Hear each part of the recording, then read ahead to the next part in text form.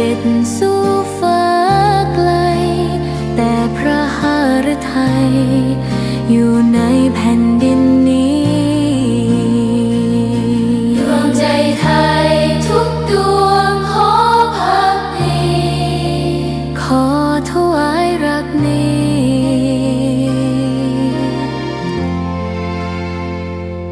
นิรันดร์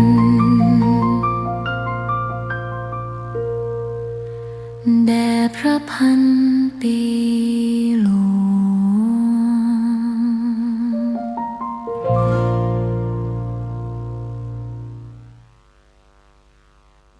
งสาธุชนผู้ใจบุญทั้งหลายรายการธรรมะคือไขปัญหาได้หมุนเวียนเปลี่ยนมาบรรจบพบท่านอีกวาระหนึ่งการไขปัญหาคำว่าไขน้ำออกจากก๊อกอันนี้มันต้องให้มันไหลออกมานี่ไขปัญหาก็คือไขธรรมะที่มีผู้ข้องใจสงสัยผู้อยากรู้อยากเห็นหรือมีผู้อยากจะถามหรือมีผู้ถามมาแล้วก็ไขให้ฟัง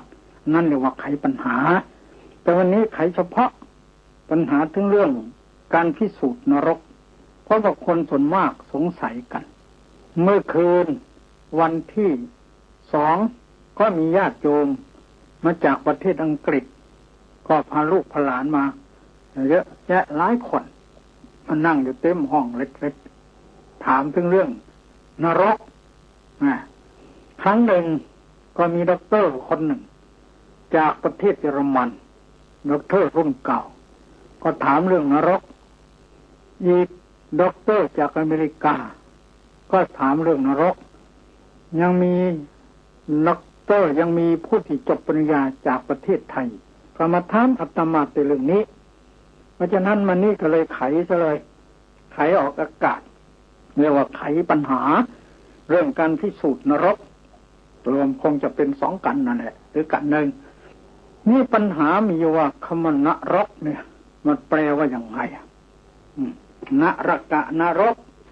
แปลว่าอย่างไรตามตัวหนังสือก่อนวิธีที่จะวิพากษ์วิจารณ์ตอบปัญหาพระพุทธเจ้าต้องเอาหลักคือตัวหนังสือซะก่อนสัทถังสวยัญชนะเอวระปริปุณังปริสุทธังพรหมจริยังประกาศเสสิองค์สมเด็จพระสัมมาสัมพุทธเจ้าทรงประกาศศาสนาด้วยหลัก2ประการคือหลักใหญ่ๆ1พยัญชนะคือตัวหนังสือ2อรรถะคือความหมายต้องรู้2อันคำว่านรกเป็นภาษาไทยแต่ว่าแฝงมาจากบาลีนรกะนิระยะนิระยังแปลว่านรกนรกแปลว่าประเทศที่ปราศจากความสุขคือมันมีแต่ความทุกข์มีอยู่ถึง457ขุมว่าถึงนรกเนี่ยขุมใหญ่ๆมันก็มี8ขุม9กับโลกันตนรกสัญชีวนรกกาลสุตตนรกสังขาตนรกโรรุวนรกมหาโรรุนรกตาปนรกมหาตาปนรกอเวจีนรกในขุมที่8สูงลึกที่สุดเรียกว่าโลกันตนรกสุดโลกเลยมันกล่าวไว้ว่านรกนี่มีถึงเท่าไร457ขุมท่านนับกันยังไงขุมที่1ห่างจากแผ่นดินที่เราอาศัยอยู่นี้มันหนา 240,000 โยชน์นี่แผ่นดินนี่หนาขนาดนี้ 240,000 โยชน์โยชน์1 400 เส้นเอา400ไปคูณ 240,000 เป็นกี่โยชน์ทีนี้จากพื้นแผ่นดินที่เราอาศัยอยู่นี้ลึกลงไปประมาณ15 โยชน์จึงจะถึงนรกขุมที่1ชื่อว่าสัญชีวนรกเลยนั้นไปอีก15 โยชน์จึงจะถึงนรกขุมที่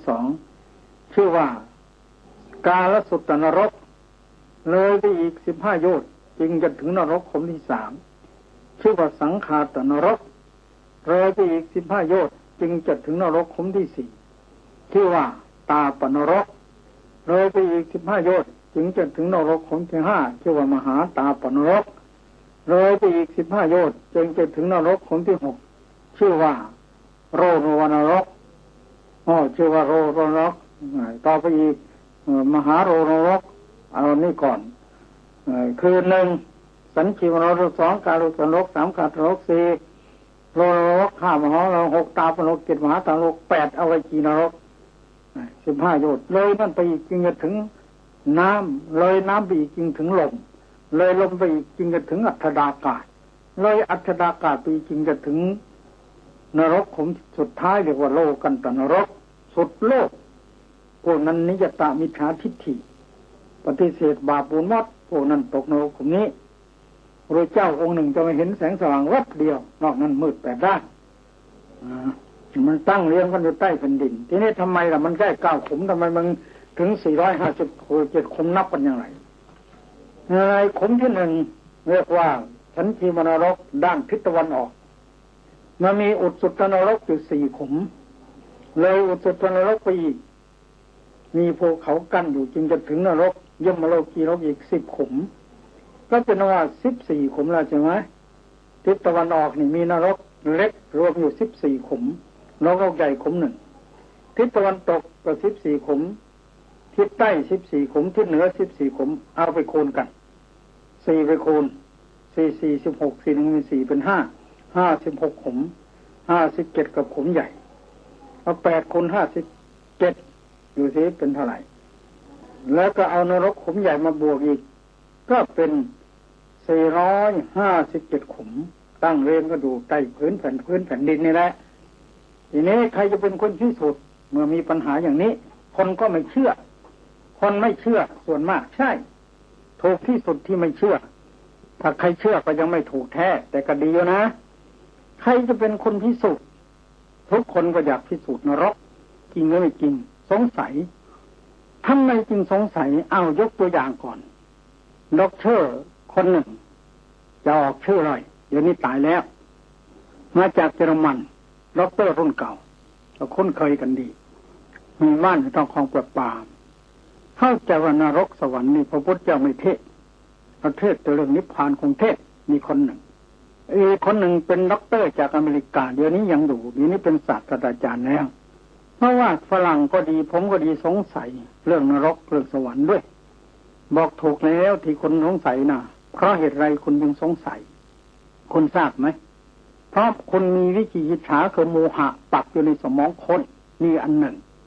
และคุณมีมิจฉาทิฏฐิคือความเห็นผิดอยู่ในสมองคนคนอยากจะถอดไหมถ้าคนไม่ถอดไม่หายสงสัยอยากถอดด้วยอะไรคุณรู้ไหมไม่รู้ถอดด้วยปัญญามีกี่ขั้นคุณรู้ไหมไม่รู้มี3 ขั้น1สุตตมยปัญญาเกิดจากการฟังเกิดจากการเรียนเกิดจากการดูพระไตรปิฎกอัตถกถาฎีกาจบท่องได้เทศได้สอนได้นี่ปัญญาขั้น 1 2จินตามยปัญญาสำเร็จจากการคิดเช่นคิดทำพลโลกทำระเบิดขวดทำปืนทำจัมโบ้ทำโลกระเบิดนิวเคลียร์ซึ่งกำลังจะรบราฆ่าฟันกันอยู่แหลกหมดทั่วโลกนี่แหละก็จินตามยปัญญาสำเร็จเพราะการคิดของมนุษย์เหาะเหินเดินอากาศได้จะเอาจรวดไปเที่ยวโลกพระจันทร์ไปที่ไหนไปได้เท่านั้นนี่จินตามยปัญญาแต่ปัญญา2 ข้อนี้เขาเรียกปัญญาหาข้าวกินหาเงินหาทองในโลกมนุษย์ไม่ใช่ปัญญาพิสูจน์นรกสวรรค์พิสูจน์ไม่ได้มันคนละขั้นปัญญาที่จะพิสูจน์ต้องภาวนามยปัญญาแล้วภาวนามยปัญญามีกี่ขั้นคนรู้ไหมไม่รู้มี16 ขั้นขั้นที่เท่าไรจึงจะพิสูจน์ได้รู้ไหมไม่รู้ขั้นที่14จึงจะพิสูจน์ได้และปัญญาขั้นที่1อันเป็นภาวนามยปัญญาคนมีไหมนามรูปะปริเฉทญาณแยกรูปจะมาออกจากกันได้มีไหมไม่มี2มีไหมไม่มี3 4 5ถึง14ก็ไม่มีสักข้อหนึ่งแล้วก็เมื่อไม่มีจะอะไรพิสูจน์ทั้งที่อยากพิสูจน์แต่เครื่องมือไม่พร้อมมันไม่เสมอกันพิสูจน์กันไม่ได้ถ้าอยากพิสูจน์ต้องหาเครื่องมือข้อนี้มามีด็อกเตอร์คนหนึ่งที่จากเยอรมันบอกถ้าอย่างนั้นผมก็ความรู้น้อยอยู่สิบอกใช่ถ้าเทียบกันแล้วแค่หางเอิงนี่แหละโยมมันไม่มากอะไรเลยที่เรียนมานั้นอีกคนหนึ่งจากอเมริกาก็ลาบวชเลยอยากจะพิสูจน์อีกคนหนึ่ง อยู่กรุงเทพนี้เดี๋ยวนี้ยังมีชีวิตอยู่เทศนี่ก็อาจจะฟังอยู่ก็ได้แต่ฟังก็ฟังเลยละมาไล่ถึงเรื่องนรกว่าท่านผมเข้าใจว่าพระพุทธเจ้าไม่เทศเรื่องนรกเรื่องสวรรค์อาตมาก็นั่งฟังซะก่อนไม่รู้จักกันเลยขอโทษเลยคุณโยมมีเหตุผลอย่างไรจึงกล้าตัดสินใจว่านรกสวรรค์ไม่มีพระพุทธเจ้าไม่เทศก็ท่านพระพุทธเจ้าตรัสรู้อริยสัจสี่ใช่ไหมทุกข์สมุทัยนิโรธมรรคใช่ไหมใช่จึงได้เป็นพระเจ้าก็เพราะตรัสรู้ของจริงในทุกข์สมุทัยนิโรธมรรคไม่มีนรกจึงเชื่อว่าพระพุทธเจ้าไม่เทศเรื่องนรกสวรรค์อาตมาก็ถามกลับเรียกว่าปฏิปุจฉาคุณโยมอ่านพระไตรปิฎกจบไหมไม่ได้จบไม่ได้อ่านเพราะอยู่ในพระไตรปิฎกเล่มที่25ในธรรมบทภาคหนึ่งพระพุทธเจ้าเทศไปว่านะหิธัมโมอัตถัมโมจะโอโพสมะวิปาจินโนอัตถัมโมนี่แหละยังเนติธัมโมปาเปติสุกติงบุญและบาปมีผลไม่เหมือนกันบาปนำไปตกนรกบุญนำไปขึ้นสวรรค์หมอยทานต้องพิสูจน์ได้สินี่นักวิทยาศาสตร์ทุกวันนี้อะไรก็จะพิสูจน์เลยบอกใช่โยมต้องพิสูจน์ได้ 100%แต่อาตมาถามคุณโยมหน่อยสิว่าวิทยาศาสตร์พิสูจน์รูปพิสูจน์นามอาตมาไม่จริงนะปฐม4เท่านั้นนะไม่จริงวิทยาศาสตร์แต่ถามโยมเก่งวิทยาศาสตร์พิสูจน์รูปหรือพิสูจน์นามโยมตอบไม่ได้นั่งอึ้งอาตมาก็นำให้ว่าพิสูจน์รูปใช่ไหมล่ะโยมบอกใช่ครับถูกต้องวิทยาศาสตร์พิสูจน์ได้เฉพาะรูปนามพิสูจน์ไม่ได้ระเบิดขวดระเบิดปรมาณูรูปทั้งนั้นแล้วไอน์สไตน์นักวิทยาศาสตร์เอกของโลกค้นพบสูตรปรมาณูเมื่อ10 กว่าปีมานี้ใช่ไหมโยมบอกใช่เดี๋ยวนี้ตายแล้วใช่ไหมใช่คำว่าปรมาณูนี่มีมาแล้วในพระพุทธศาสนา 2,500 กว่าปีแล้วโยมนักวิทยาศาสตร์เพิ่งจะค้นพบเมื่อ10 กว่าปีนี้พระศาสนากล่าวไว้ว่า1 ธัญมาศ1 เมล็ดข้าวเปลือกเท่ากับ7 โอกาเป็นหัวเลน1 โอกาคือ1 หัวเลนเท่ากับ7 ลิขาคือรอยขีดแก๊กดินสอแหลมๆจี้ลงไปกระดาน7 รอย1 ลิขาคือ1 รอยขีดเท่ากับ36 รัฐาเรโนแปลว่าเราอองรถ1 รัฐาเรโนเท่ากับ36 ตัชชารี1 ตัชชารีเท่ากับ36 อโน1 อโนเท่ากับ36 ปรมาณู1 เม็ดปรมาณูมีอยู่8ศาสนาเรียกว่าอวินิโพครูปที่แยกกันไม่ได้ต้องใช้กล้องจุลทรรศน์ขยายไม่รู้กี่พันล้านนั่นแหละเรียกว่าปรมาณูละเอียดที่สุดละเอียดอย่างยิ่ง1 เม็ดปรมาณูมีอยู่8เรียกว่าอวินิโพครูปที่แยกกันไม่ออกถึงแยกไม่ออกก็ยังมีดินมีน้ำมีไฟมีลมมีสีมีกลิ่นมีรสโอชะอยู่เรียกว่าใน8นั่นมีคือปฐวีอาโปเตโชวาโนวันโนคันโทรโสโอชายังมีอยู่ทางที่เล็กละเอียดขนาดนั้นนี่ไอน์สไตน์ก็ค้นพบได้3 นิวตอนอิเล็กตรอนโปรตอนตายแล้วแต่ว่าไอน์สไตน์เขียนไว้ว่าในเม็ดปรมาณูเม็ดหนึ่งเนี่ยมันจะต้องมีอะไรวนรอบอยู่ตรงนั้นแล้วลูกศิษย์ก็มาค้นต่อได้แอนตี้โปรตอนจากนั้นจนปัจจุบันนี้ยังไม่เคยปรากฏนักวิทยาศาสตร์อีกคนไหนค้นพบต่อไปอีกเลยแค่รูปก็มาอยู่แค่นี้นะอย่างนี้พระพุทธเจ้าแสดงไว้หมดแล้วสาวกพระพุทธเจ้าเทศไปแล้วมีแล้วในพระไตรปิฎกนะอรกถาฎีกาท่านว่าไว้แล้วนี่คำว่าปรมาณูดังนั้นเราจะเห็นได้ว่านักวิทยาศาสตร์เอกของโลกพิสูจน์ได้เฉพาะรูปนามพิสูจน์ไม่ได้ถึงรูปก็จะไม่ละเอียดขนาดอวินิโพครูปยังไม่รู้เรื่องเลยก็ได้มาค้นได้มา4นิวตรอนแล้วตอนโปรตอนแอนตี้โปรตอนอีก4 ตอนยังไม่รู้มีอะไรอยู่จนปัจจุบันนี้แต่พระเจ้าแสดงไว้แล้วนะพุทธศาสนาแสดงไว้แล้วโยมอยากจะพิสูจน์เหรอโยมอยากจะพิสูจน์เหรอพิสูจน์ด้วยอะไรรู้ไหมไม่รู้พิสูจน์ด้วยปัญญามีกี่ขั้นรู้ไหมไม่รู้มี3 ขั้น1 สุตตมยปัญญา ปัญญาเกิดจากการฟังเกิดจากการเรียนเกิดจากการดูจนกระทั่งปริญญาตรีโทเอกเรียกว่าสุตตมยปัญญาสองจินตามยปัญญาปัญญาเกิดจากการคิดสามภาวนามยปัญญาปัญญาเกิดจากการเจริญวิปัสสนาปัญญาเกิดจากการเจริญวิปัสสนาเรียกว่าภาวนามยปัญญามีอยู่16ขั้นแล้วโยม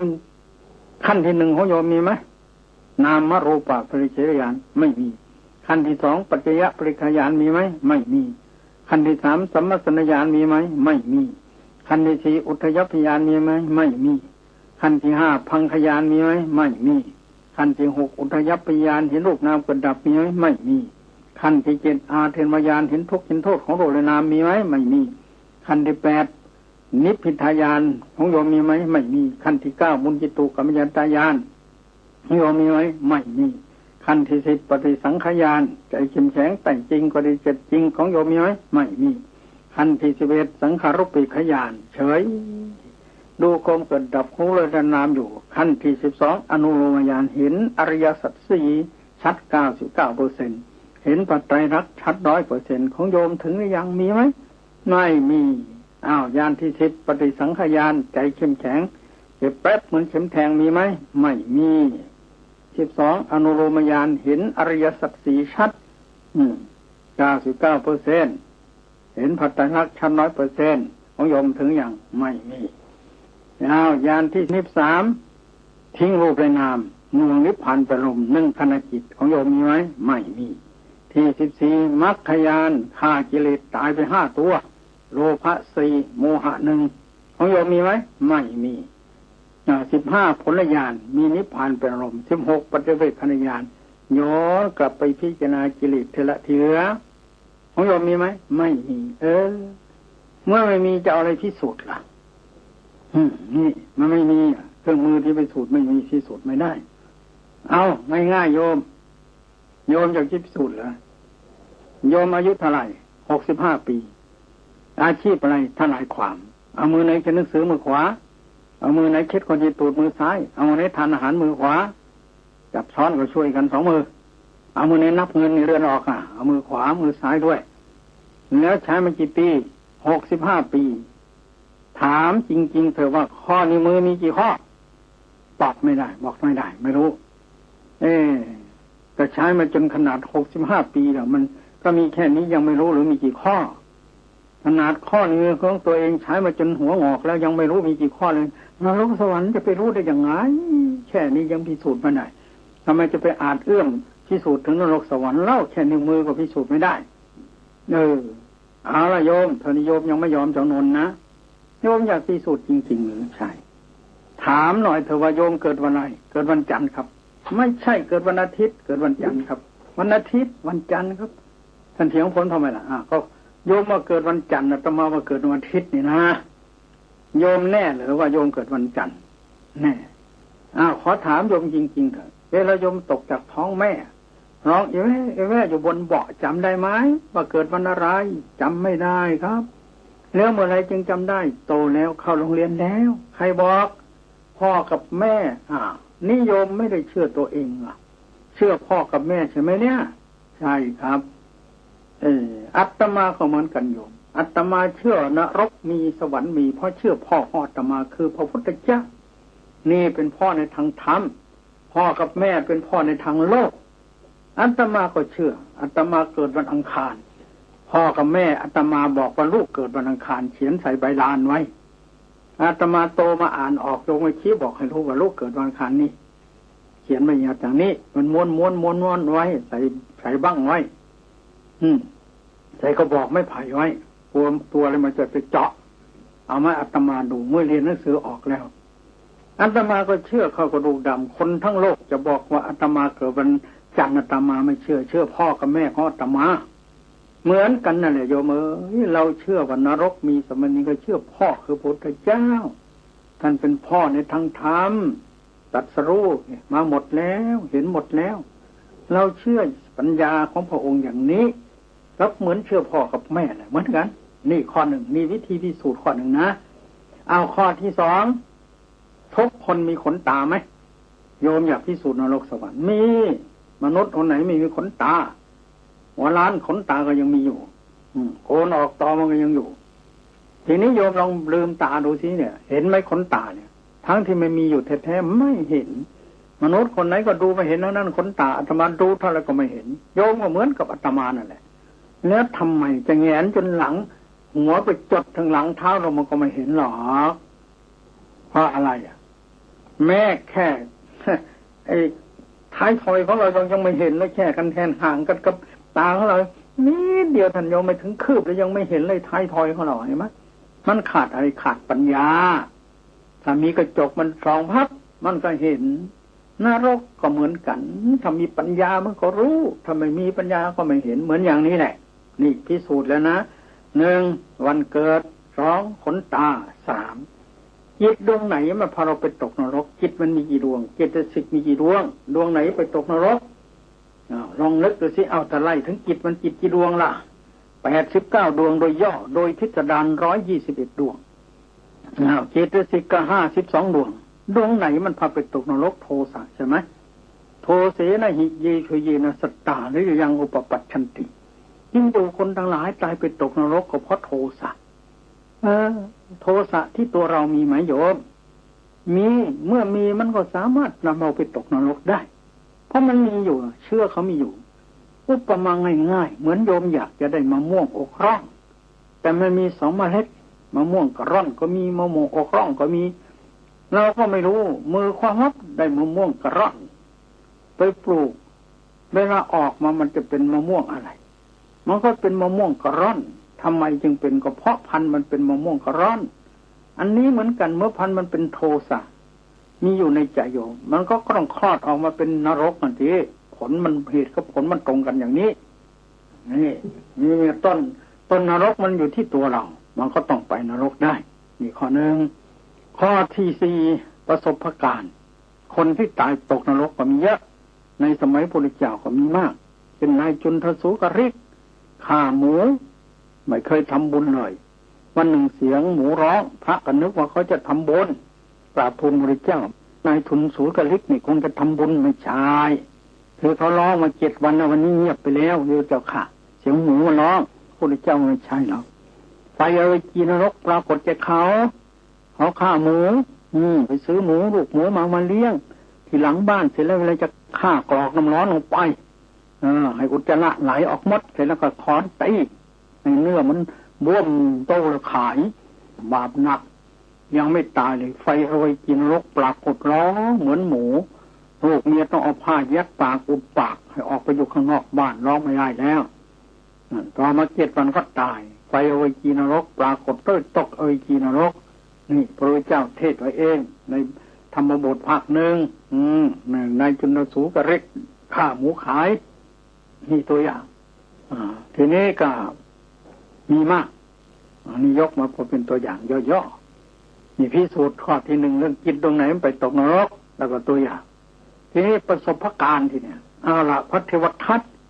พระพุทธเจ้าบวชให้แท้ๆพระพุทธเจ้าบวชให้แท้ๆ7 องค์ด้วยกันเจ้าสักยะ6 วารีคนหนึ่งรวมเป็น7เชื่อพระพุทธเจ้า6 องค์เจริญวิปัสสนาเป็นพรานหมดกิเลสละหมดแล้วเชื่อ 100% แล้ววันนรกมีสวรรค์มีส่วนพระเทวทัตเจริญสมถะกรรมฐานเจสาโลมานะขาทันตาจะจกจนได้ฌานเล่นอภิญญาอีกเหาะได้อีก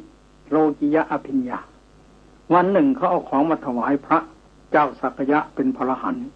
พระเทวทัตก็โกรธเราก็บวชพร้อมกันทำไมไม่เอามาถวายเราไปถวายแต่พระพวกนั้นก็หาวิธีจะให้ลาภเกิดพระเทวทัตจึงได้เข้าสมาธิเล่นฌานอภิญญาเหาะ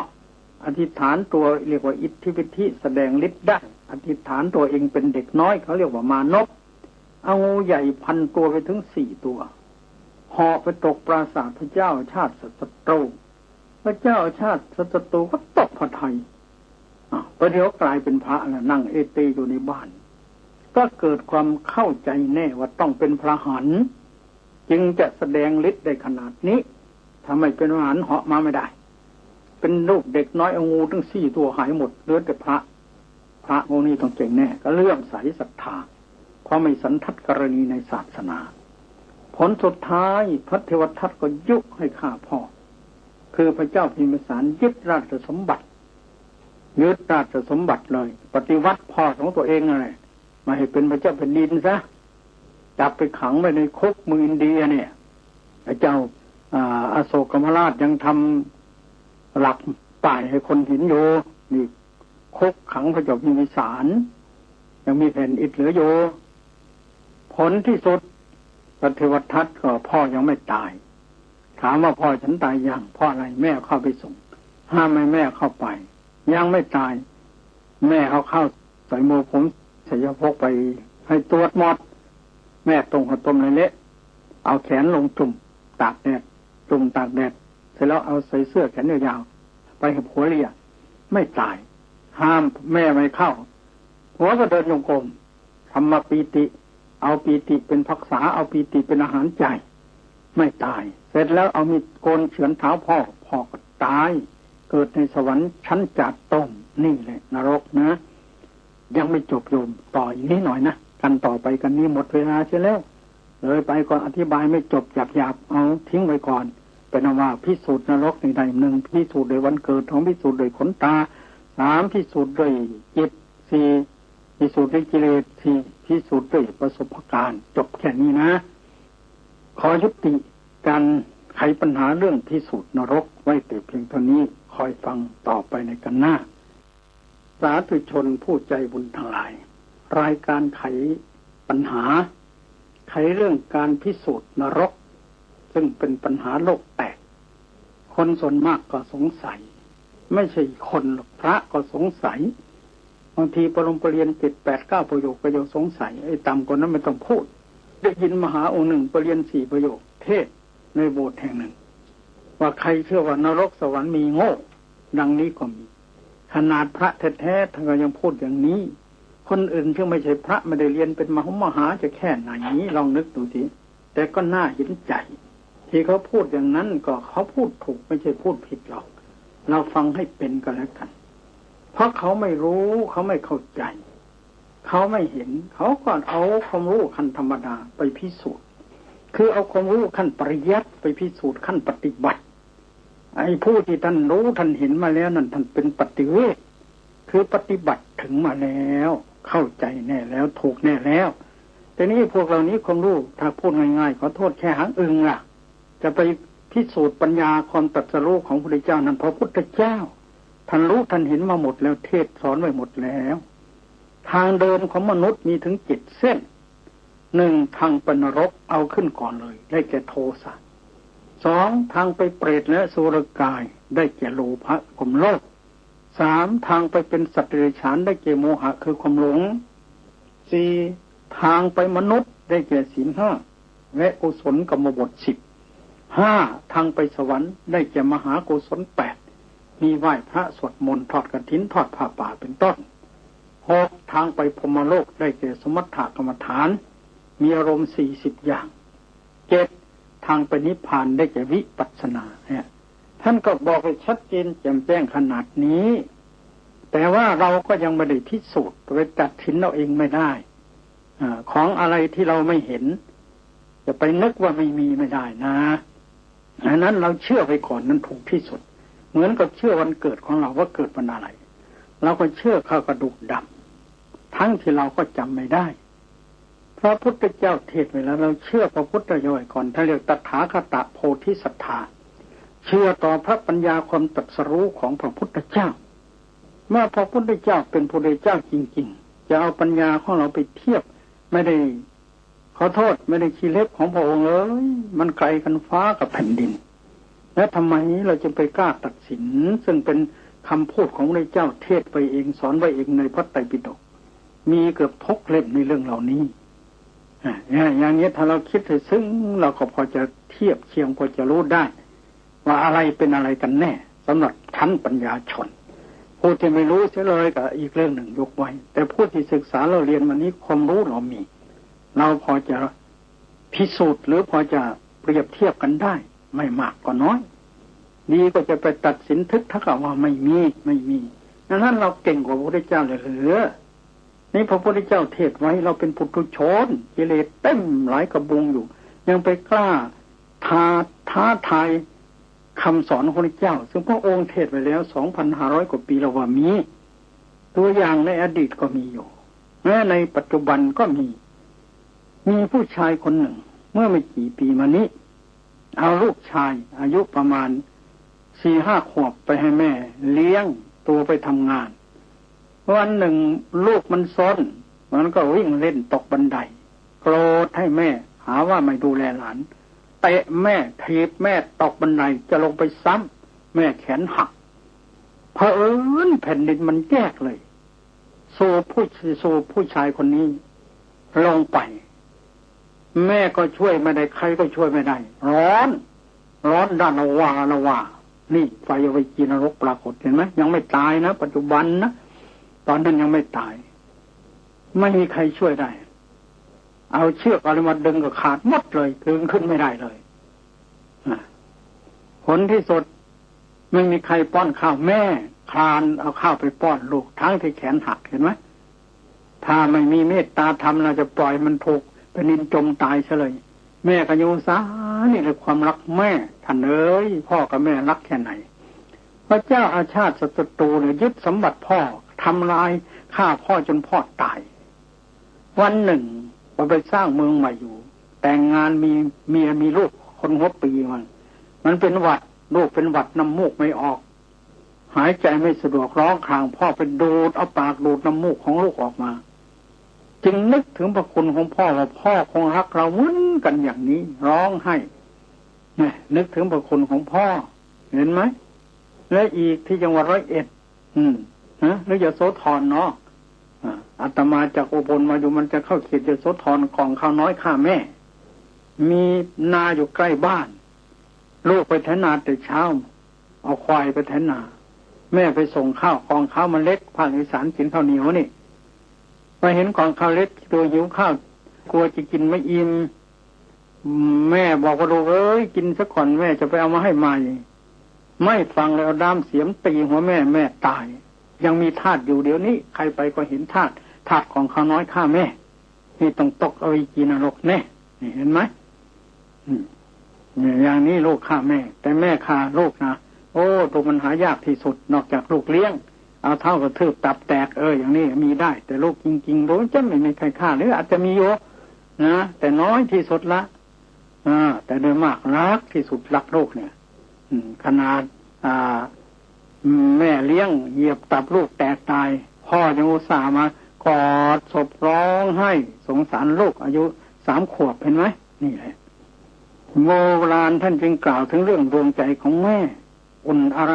แล้วจะอุ่นเท่าอกแม่อุ่นแท้ๆไม่จ๋าหาไหนเหมือนอกคนอื่นหมื่นแสนอาจแค่เชือนอกของแม่มิขยันจุกโลกอะไรอุ่นอะไรแล้วจะอุ่นเท่าอกพ่ออุ่นมิท้อนะพ่อจ๋าหาไหนเหมือนอกคนอื่นหมื่นแสนอาจแค่เชือนอกของพ่อมิขยันจุกโลกอะไรอันนี้พระคุณของพ่อของแม่ดังนั้นนรกสวรรค์น่ะเรื่องเป็นของมีแน่เอาล่ะพิสูจน์นรกกันที่1จบแล้วในกันที่2วิธีพิสูจน์นรกมีจริง457ขุมพระพุทธเจ้าเทศไว้ในพระไตรปิฎกจิตตรงไหนเป็นนรกว่าไปเสร็จหมดบรมบาลีหลักฐานว่าแล้วที่นี่ผู้จะพิสูจน์ที่นะ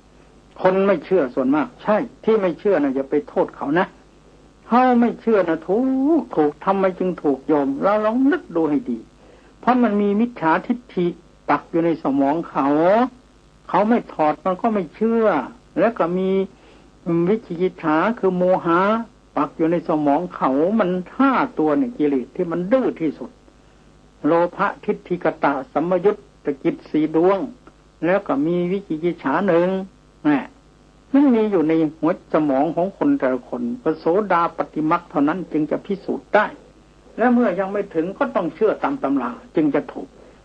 เดินตามทางผู้ใหญ่หมาไม่กัดโบราณทว่าอย่างนั้น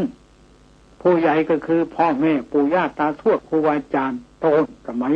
พระพุทธเจ้าสองพระเจ้าท่านเทศไปหมดแล้วในพระไตรปิฎกอัตถกถาฎีกาแล้วเดินตามทางเชื่อตามท่านไม่ไปอบายอันนี้แน่ทีนี้ผู้ที่จะพิสูจน์1พิสูจน์ถึงวันเกิดวันอะไรนี่ว่าไปแล้ว2พิสูจน์ถึงขนตาเรามีไหม3พิสูจน์ถึงเรื่อง กิเลสตัวไหนพี่พาเราไปตกนรกเนี่ยเรามีไหมสี่พิสูจน์ถึงเรื่องประสบการณ์เช่นพระเทวทัตขนาดกลิ้งก้อนหินจะฆ่าพระพุทธเจ้าบวชให้ใช่ไหมแล้วก็ได้อภิญญาโดยเหาะได้ด้วยกิเลสมันยังไม่ขาดจะว่าแต่ภาวนาพุทโธสวหังธรรมดานั้นภาวนาสมถะเจสาโลมาจนได้ฌานแล้วเล่นอภิญญาจนเหาะเหินเดินอากาศได้แต่ก็ยังไม่เชื่อใช่ถูกแล้วเพราะกิเลสไม่ใช่ออกด้วยวิธีอย่างนี้ออกด้วยปัญญาอันนี้มันไม่ใช่ปัญญามันเป็นสมาธิไม่ใช่สมาธิในมรรค8สมาธินอกมรรคดีละทีชีภัยเขาก็ทำได้พิสูจน์ไม่ได้เหาะเหินเดินอากาศก็พิสูจน์ไม่ได้ดังนั้นพระเทวทัตจึงไม่เชื่อจึงคิดฆ่าพระพุทธเจ้าจะหาลาภตัวจะเป็นพระพุทธเจ้าเองปกครองพระสงฆ์เองแล้วฝ่ายพุทธจักรอาณาจักรก็ให้พระเจ้าอาชาติศัตรูเป็นเจ้าแผ่นดินสมคบกันก็ได้รวยขึ้นสมบัติทั้งหลายจะลอยมาไหลมาเทมาเวลาพระเทวทัตกลิ้งก้อนหิน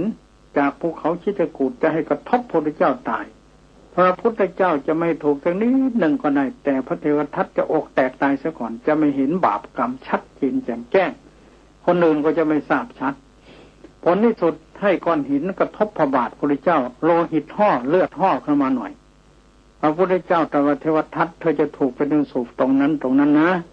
พระเทวทัตไม่เชื่อเลยเป็นไปไม่ได้หรอก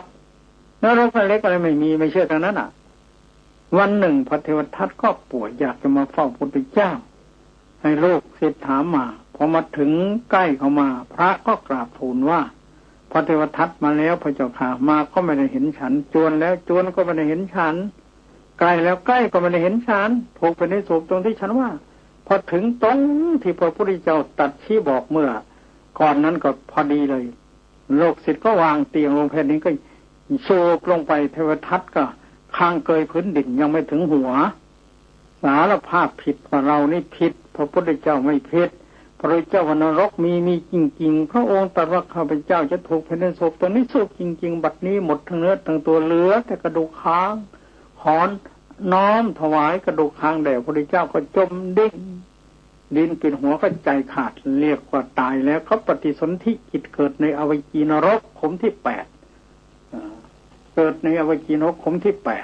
8พระพุทธองค์ตรัสว่าเมื่อพ้นจากนรกแล้วจะได้มาเกิดเป็นมนุษย์จะได้บวชเป็นพระปัจเจกพุทธเจ้านามอัฏฐิสาระมีกระดูกคางเป็นแก่นเห็นไหมโยมเอ้ยขนาดพระเทวทัตเก่งกว่าพวกเราหลายหมื่นหลายแสนเท่าเรายังไม่ได้ขี่เล็บพระเทวทัตเลยเหาะก็ไม่ได้นอกจากขี่เครื่องบินตกก็เสร็จอีกพระเทวทัตเหาะได้ยังไม่เชื่อว่าสวรรค์มีนรกมีผลสุดท้ายพระเทวทัตถูกพระนสูบจึงเชื่อว่านรกมีจริงสวรรค์มีจริงทีนี้พิสูจน์จริงๆพิสูจน์ด้วยอะไรพิสูจน์ด้วยปัญญานี้มันเพิ่งได้พิสูจน์ด้วยวันเกิดพิสูจน์ด้วยขนตาพิสูจน์ด้วยกิเลสพิสูจน์ด้วยประสบการณ์เพิ่งได้4ข้อที่5พิสูจน์ด้วยปัญญานี่ขั้นนี้สำคัญขั้นจริงขั้นนี้นอกนั้นยังเอาไม่จริงนะยังไม่แน่นะแต่ว่ายังดีเชื่อตามนั้นใช้ได้แต่ที่ในผู้ที่พิสูจน์แน่ที่สุดเรียกว่าพิสูจน์ด้วยปัญญาปัญญามีกี่ขั้นเนี่ยต้องไล่กันตรงนี้ก่อนแต่เดี๋ยวปัญญาเรียนเป็นด็อกเตอร์ปริญญาตรีปริญญาโทปริญญาเอกนักธรรมตรีโทเอกมหา3 4 6 7 8 9นึกว่าตัวมีปัญญาเหลือเพื่อแล้วไม่ใช่อันนี้พระพุทธเจ้าไม่เรียกปัญญาท่องพจน์ไกรวิโดกจบสอบในประโยค9พระพุทธเจ้าไม่เคยเรียกว่าปัญญาเลยในบาลีท่านก็ไม่เรียกเขาเรียกว่าสัญญาจำตำราได้ออกมาแล้วก็ตอบถูกอย่างนี้ไม่ใช่ปัญญาท่านเรียกว่าสัญญาเรียกว่าวิญญาณจำได้แล้วก็รู้เท่าที่จำมาได้สัพพะศรัทธาอันว่าพระศาสดานี่มันจำไว้อาจารย์สอนให้แปลอย่างนี้มักกะโตวันวาลิงมันก็จำได้นี้กุกุโตวันวาไก่จำไว้แล้วก็แปลได้ความไก่แปลว่าไง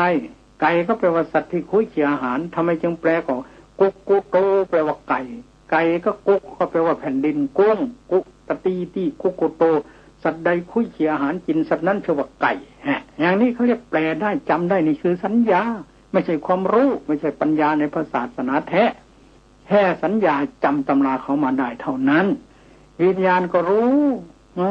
รู้ลึกลงไปอีกนิดนึงนี่วิญญาณสัญญาวิญญาณปัญญาปัญญารู้จริงๆได้เกิดปัญญาเกิดจากการปฏิบัติเรียกว่าภาวนามยปัญญาอันนี้จึงจะพิสูจน์ได้และขั้นนี้ก็มีถึง16ขั้นขั้นที่14ยังพิสูจน์ได้หนึ่งนามรูปะปริเฉทญาณเมื่อเจริญภาวนาเจริญวิปัสสนามันจะเกิดปัญญาขึ้น16ขั้นขั้นที่1เรียกว่านามรูปะปริเฉทญาณแยกรูปแยกนามออกจากกันได้เห็นคนไม่เป็นคน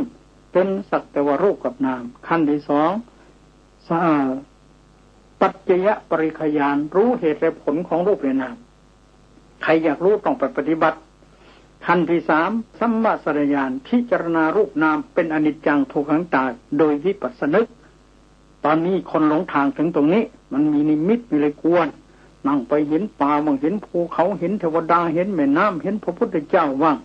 เลยไปหลงไปติดอยู่ตรงนี้อันนี้ญาณนี่มันหลอกเรียกว่าญาณที่3ญาณที่4อุทธยพยานเห็นรูปนามเกิดดับนั่งกำหนดอยู่มันจะขาดวบลงไปเลยญาณที่5พังคญาณเห็นเฉพาะความดับไปของรูปนามฝ่ายเดียวญาณที่6พยายานเห็นรูปนามน่ากลัวตกใจญาณที่7อาเทวะเห็นทุกข์เห็นโทษเยอะญาณที่8นิพพิทาเบื่อหน่ายญาณที่9มุญจิตุกรรมจักรยานกวนกวายอยากออกอยากหนีอยากหลุดอยากพ้นไม่อยากปฏิบัตินึกว่าตนหมดบุญวาสนาบารมีแล้วอยากจะเลิกเขาเรียกญาณม้วนเสือญาณที่10ปฏิสังขารใจเข้มแข็งเจ็บเหมือนเข้มแทงญาณที่11สังขารเปขญาณนั่งกำหนดเพลินสบายนั่งได้ทน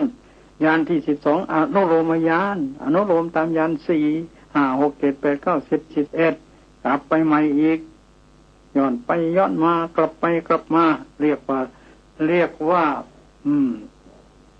สังขารุปเปขญาณญาณที่4สบายเพลินเวทนาไม่กวนนั่งได้นาน12อนุโลมญาณเห็นอริยสัจ4อนุโลมตามญาณต่ำญาณสูงนะตั้งแต่ญาณ4 6 7 9 11กลับไปกลับมาเรียกว่าอนุโลมญาณอนุโลมตามสติปัฏฐาน4สัมปทาน4อิทธิบาทอินทรีย์พระโพชฌงค์7มรรค8ต่อไปญาณที่13โคตรภูญาณนวงนิพพานบรมทิ้งรูปและนามทิ้งขันธ์5แล้วยึดนิพพานบรม1ขณะจิตถึงตรงนี้ยังพิสูจน์ไม่ได้ญาณที่14มรรคญาณถึงตรงนี้มรรคแปลว่าฆ่าคะแปลว่าไฟมรรคญาณปัญญาฆ่ากิเลสตายโบราณท่านว่าฆ่ากิเลสตายคลายกิเลสออกสำลอกกิเลสลดพ้นเป็นวิสุทธิสงฆ์ท่านว่าอย่างนั้นจำง่ายๆนี่แหละกิเลสขาดตรงนิยมมรรคญาณมะแปลว่าฆ่าคะแปลว่าญาณปัญญาที่ฆ่ากิเลสตายมีเสวดาปฏิมรรคญาณสกิทาคายมรรคญาณอันตคายมรรคญาณอรหัตมรรคญาณมีอยู่4ชั้นถึงตรงนี้แหละเรียกว่าญาณที่14ถึงตรงนี้แหละเรียกว่าเป็นพระโสดาปฏิมรรคพอถึงตรงนี้จึงจะพิสูจน์ได้ว่านรกสวรรค์มีจริงหรือไม่ถ้าไม่ถึงตรงนี้อย่าไปอวดดีโยมยังไกลมากสักนิดนึงก็ยังไม่ถึงถ้าถึงตรงนี้รับรองได้เลยพระพุทธเจ้ารับรองเลยศาสนาอัตนาวะอัตนังพยาคารยะถ้าประสงค์จะพิสูจน์ตัวเองพิสูจน์ได้เลยว่าบัดนี้เราพ้นแล้วจากนรกเปรตอสุรกายสัตว์เดรัจฉานไม่มีธรรมที่จะตกลงไปอีกแล้วปิดประตูบายเด็ดขาดถ้าถึงตรงนี้นะนี่เรียกว่ามรรคญาณต้องปฏิบัติถึงตรงนี้เมื่อไม่ถึงนี่อย่าไปกล้าปฏิเสธว่านรกสวรรค์ไม่มีนะบาปนะนรกสวรรค์นี่ของพระพุทธเจ้าพระองค์เทศมาหมดแล้วเราเพิ่งเกิดมาสุดท้ายภายหลังเรียนก็ยังไม่เกณฑ์จัดในพระไตรปิฎกถึงแม้เกณฑ์จัดแล้วปฏิเสธอยู่ก็ไม่ได้เพราะมันยังไกลอันนี้เป็นวิสัยของพระพุทธเจ้านะนี่แหละต้องถึงปัญญาขั้นนี้ขั้นที่14เรียกว่ามรรคญาณจึงพิสูจน์ได้พอถึงตรงนี้ถ้ามีจึงพิสูจน์ได้กิเลสมันขาดกิเลสของคนมี12ตัวโลภะโทสะโมหะตัวใหญ่มันโลภะโลติกะโลภะมานะทิฏฐิโทยกะโทสะอิสามริยกูจะโมจรกะโมหะอหิกะโนตัปปะอุทธัจจะโภคุจจะอุทธัจจะโมหะนะทีนี้กิเลสทั้งหมด12ตัวเนี่ยเมื่อถึงญาณที่14ครั้งที่1หรือครั้งแรกเขาตายไป5คือโลภะที่เป็นฝ่ายมิจฉาทิฏฐิมีอยู่4ตัวกับวิจิกิจฉาคือโมหะ1ตัวเมื่อถึงมรรคญาณโลภะ4เขาตาย4ตัวที่ตาย1 โสมนัสสะคตังทิฏฐิกตสัมมิตังอสังขาริกังเวททำบาปดีใจเห็นว่าไม่เป็นบาปทำบาปเองนี่ดวงนี้ร้ายแรงสองเวลาทำบาปดีใจเห็นว่าไม่เป็นบาปเพื่อนชวนถึงทำสามเวลาทำบาปใจเฉยเห็นว่าไม่เป็นบาปทำบาปเองสี่เวลาทำบาปใจเฉยเห็นว่าไม่เป็นบาปเพื่อนชวนถึงทำสี่ดวงนี้แหละร้ายแรงร้ายกาจมากที่พาพวกเราเวียนว่ายไปเกิดอยู่ในวัฏสงสารสี่ดวงนี้ถ้าถึงตรงนี้กิเลสสี่ตัวนี้มันตายแล้ววิจิกิจฉาคือความสงสัยลังเลใจก็ตายตัวนี้แหละที่สงสัยว่านรกมีไหมสวรรค์มีไหมวิจิกิจฉาอยู่ในประเภทโมหะตายแล้วเมื่อกิเลสห้าตัวตายก็ปิดประตูบายแล้วเปิดประตูสวรรค์แล้วแน่ชัดแล้วว่าสวรรค์มีแน่มรรคผลนิพพานมีแน่ตายแล้วเกิดแน่ที่จะสงสัยไม่มีแล้วถ้าถึงตรงนี้นะนี่แหละคือผู้พิสูจน์จริงๆต้องปฏิบัติถึงตรงนี้นะไม่ใช่มาเรียนได้แค่นักตรีนักโทนักเอกประโยค3 4 6 7 8 9พิสูจน์ไม่ได้จบปริญญาตรีปริญญาโทปริญญาเอกก็พิสูจน์ไม่ได้มันยังไม่ได้เชี่ยวหนึ่งเลยอันนี้ของศาสนานะดังนั้นอย่าเพิ่มพากันประมาทอย่าไปนึกดูถูกพระพุทธเจ้าอย่านึกดูถูกศาสนาที่รักษาอยู่เอกลักษณ์ของชาติไทยน่ะหนึ่งคนไทยทุกคนต้องนับถือศาสนาพุทธสองคนไทยทุกคนต้องถือธรรมเนียมของชาวพุทธสามคนไทยทุกคนต้องถือประเพณีของชาวพุทธสี่คนไทยทุกคนต้องถือประเพณีของคนไทยห้าคนไทยทุกคนต้องถือมารยาทของคนไทยมารยาทของไทยมีสี่หนึ่งมารยาทประจำตระกูลสองมารยาทประจำท้องถิ่นประจำโรงเรียนสามมารยาทประจำประเพณีสี่มารยาทฝึกจิตให้เกิดสมาธิเจริญสมถะจนได้ฌานห้ามารยาทฝึกจิตให้เกิดปัญญาได้แก่วิปัสสนาจนเกิดญาณ16ขั้นดังที่กล่าวมานี่จึงจะพิสูจน์ได้ว่าจริงหรือไม่จริงนะเอาที่นี่จะเอาหลักฐานล่ะต้องการหลักฐานเหรอในพระไตรปิฎกเล่มที่25พระพุทธเทศไว้ชัดเจนแจ่มแจ้งในธรรมบทก็ภาค3หน้าต้นๆเลยนั่นพวกมหาสมยุกต้องผ่านต้องเรียนแล้วในสมัยนี้พระพุทธองค์ตรัสไปเองว่าโกอิมังปฏิวิกิตสติยมโลกันจะอิมังสเทวกังใครหนอจะเป็นคนรู้แก่งแผ่นดินคืออัตภาพนี้ได้ลงโยใครจะรู้นรกเปรตอสุรกายเสด็จฉานใครจะรู้ได้แล้วใครจะเลือกบทพระธรรมที่จะมาพิสูจน์ที่มารู้นี้พระองค์ก็ตอบเลยเสโคปฏิวิกิตที่พระเสกขบุคคลคือผู้ที่เจริญวิปัสสนาอยู่นี่แหละพระเสกขบุคคลนี่แหละจึงจะพิสูจน์ได้ว่าสวรรค์มีนรกมีจึงจะพิสูจน์ได้ว่าแผ่นดินคืออัตภาพนี้เป็นยังไงแล้วจึงจะเลือกบทธรรมที่จะปฏิบัติให้พิสูจน์ได้37ประการ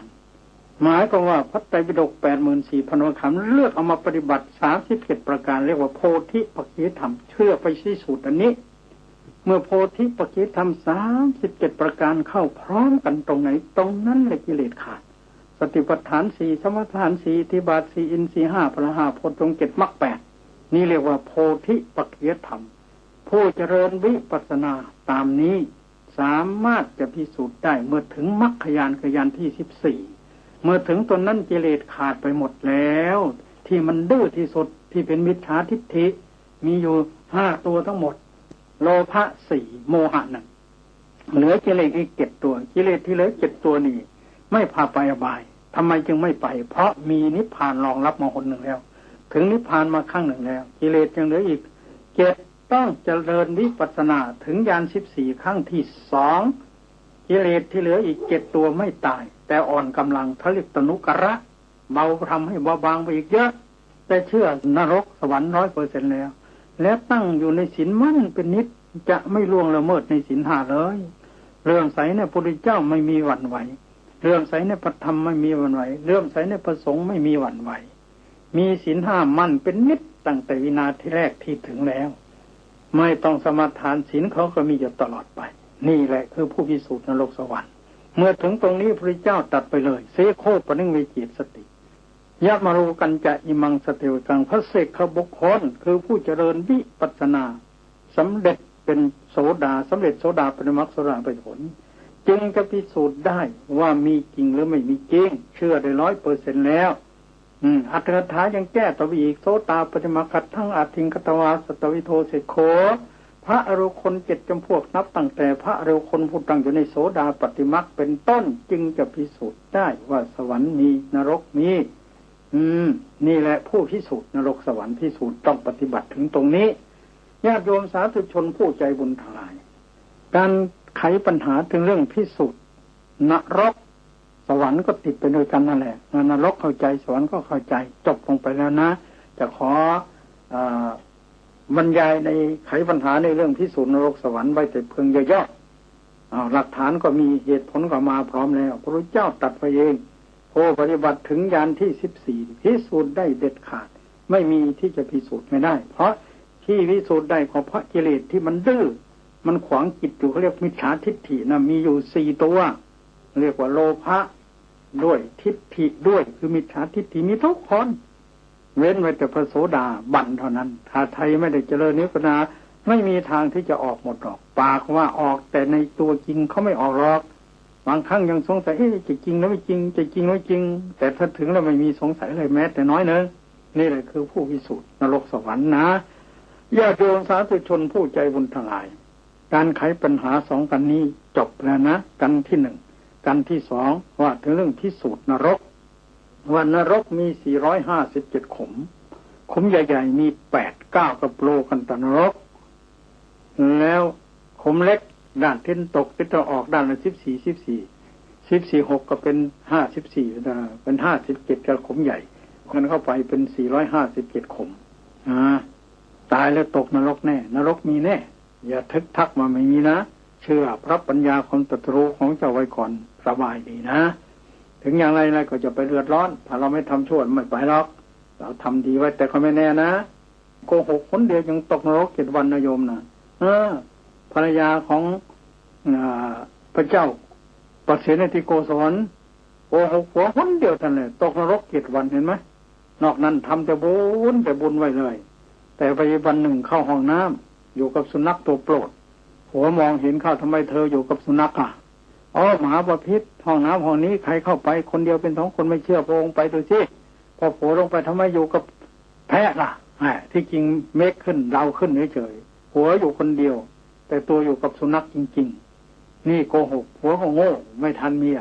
ก็นึกว่าคงจริงเลยไม่พูดแล้ว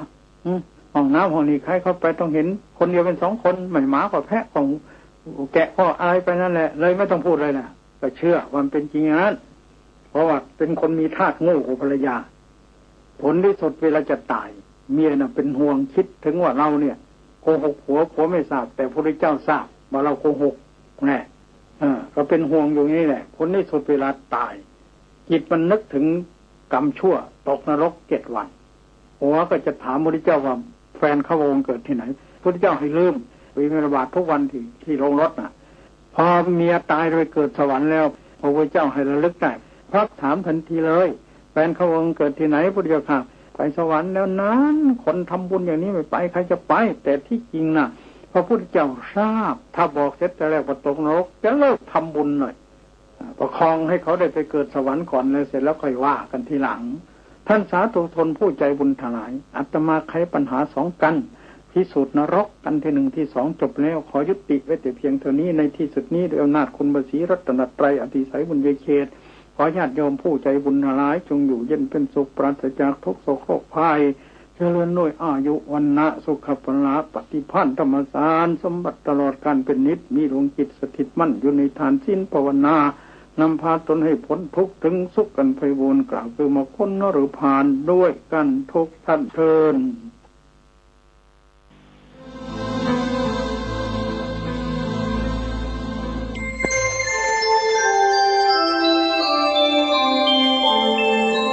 ขณะนี้ท่านกำลังฟังสถานีวิทยุกระจายเสียง FM 104.5 เมกะเฮิรตซ์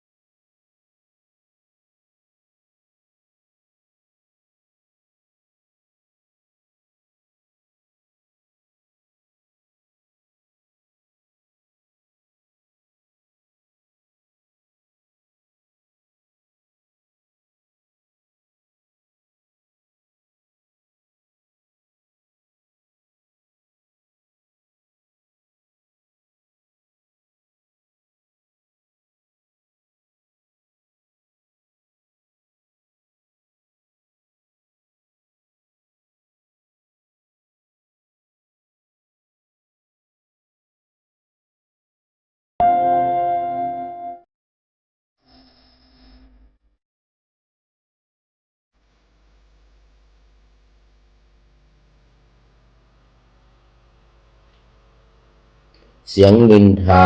ว่าร้ายทำลายจิตเปรียบดังพิษแทรกซึมใจให้มุนหมอง หากเก็บมาแบกไว้ในคันลองน้ำตานองเจ็บช้ำระกำใจจงมั่นคงดำรงตนเป็นคนกล้าแกร่งดังผาต้านลมพัดสวัยเปรียบทองแท้ย่อมทนทานผ่านเปลวไฟอย่าใส่ใจคำถากถางขี้ปากคนขอถวายความนอบน้อมแด่พระรัตนตรัยมีพระพุทธเจ้าเป็นต้นขอถวายความเคารพพระมหาเถระพระเถรานุเถระเจ้าคณะพระสังฆาธิการทั่วโลกมีพระเดชพระคุณพระธรรมเสนาบดีเจ้าคณะภาค7วัดพระธาตุดอยสุเทพเป็นต้นและขออำนวยพรแด่ท่านผู้ฟังท่านผู้ชมสาธุชนพุทธบริษัททั้งหลายวันนี้รายการนาวาวังทองของวัดพระธาตุดอยสุเทพออกอากาศทางสถานีวิทยุพระ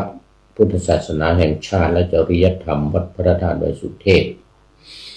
มีพ่อครูวันลบนามวงพรหมเป็นผู้อำนวยการอาจารย์พระมหาประสิทธิ์ประสาธิโกเป็นหัวหน้าสถานีและอาตมภาพพระครูปริยัติยานุสาสน์เป็นผู้บรรยายเป็นประจำทุกวันศุกร์เสาร์และอาทิตย์พร้อมกับการคันจมูก เป็นปกติโดยออกอากาศเวลา7:30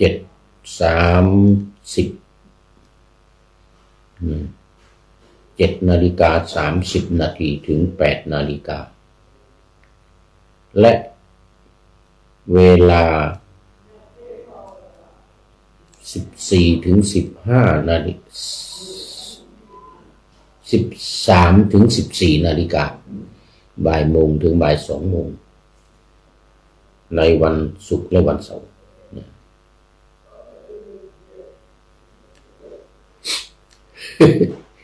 ทำไมพูดไม่คัน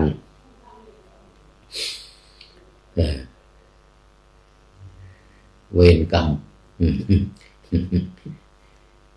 เคยเล่าให้ฟังหลายครั้งแล้วนั่นก็3 วันแต่5 เวลา5 ครั้ง30 นาที3 ครั้ง1 ชั่วโมง2 ครั้งเฉพาะวันศุกร์กับวันเสาร์บางทีวันอาทิตย์ก็เห็นนำมาออกก็มีไม่เป็นไรเป็นบางครั้ง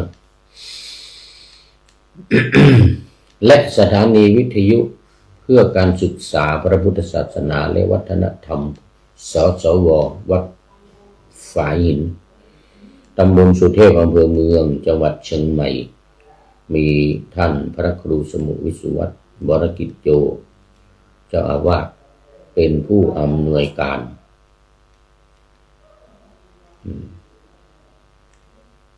นำออกอากาศ4 วันวันละ1 ชั่วโมงคือวันพุธเวลา 17 ถึง 18 นาฬิกาวันศุกร์และวันเสาร์เวลา 14 ถึง 15 นาฬิกาและวันอาทิตย์เวลา 15 ถึง 16 นาฬิกาอันนี้ต้องย้ำว่าให้ท่านผู้ฟังได้จดจำกันเพราะมันไม่มีตัววิ่งอยู่หน้าจอถ้าใช้คอมพิวเตอร์มันจึงจะมีตัววิ่งอยู่หน้าจอบอกเวลาบอกรายการอะไรตอนนี้ขอต้อนรับคุณโยมคณิต ประสานสุขโอ้เจริญพรเจริญพรโมทนาเป็นอย่างยิ่งแล้วก็ตามมาด้วยสุรศักดิ์พรหมศรีโอ้นี่เป็นพระสาธุครับผมจากหนองคาย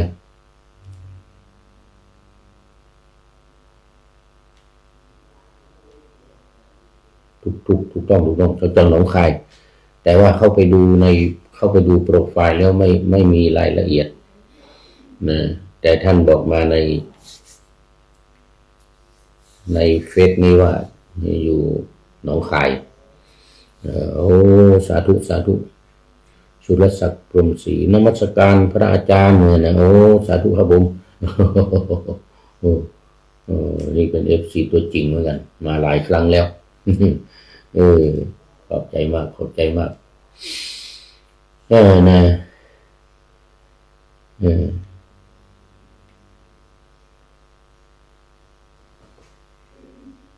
ไม่ใช้ละ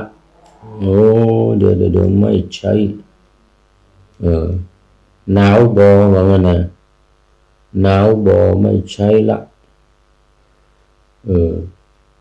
หนาวตอนนี้หนาวที่เชียงใหม่ตอนนี้หนาวกลางคืนนี่โอ้หนาวมากเลยเมื่อคืนที่ผ่านมาก็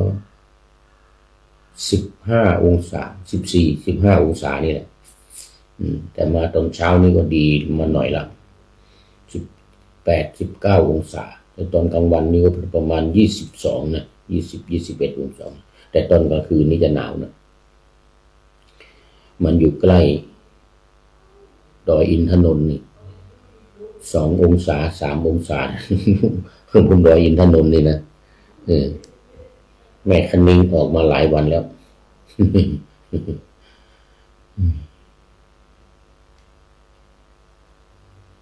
ไม่ใช่ละไม่ใช่จันทบุรีโอ้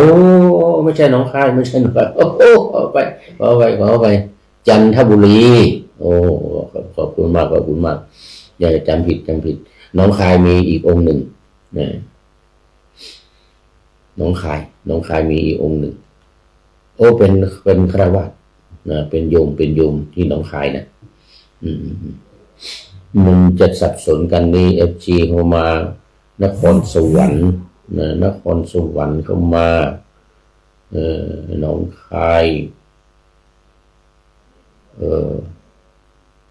จันทบุรีนะต่อมาอีก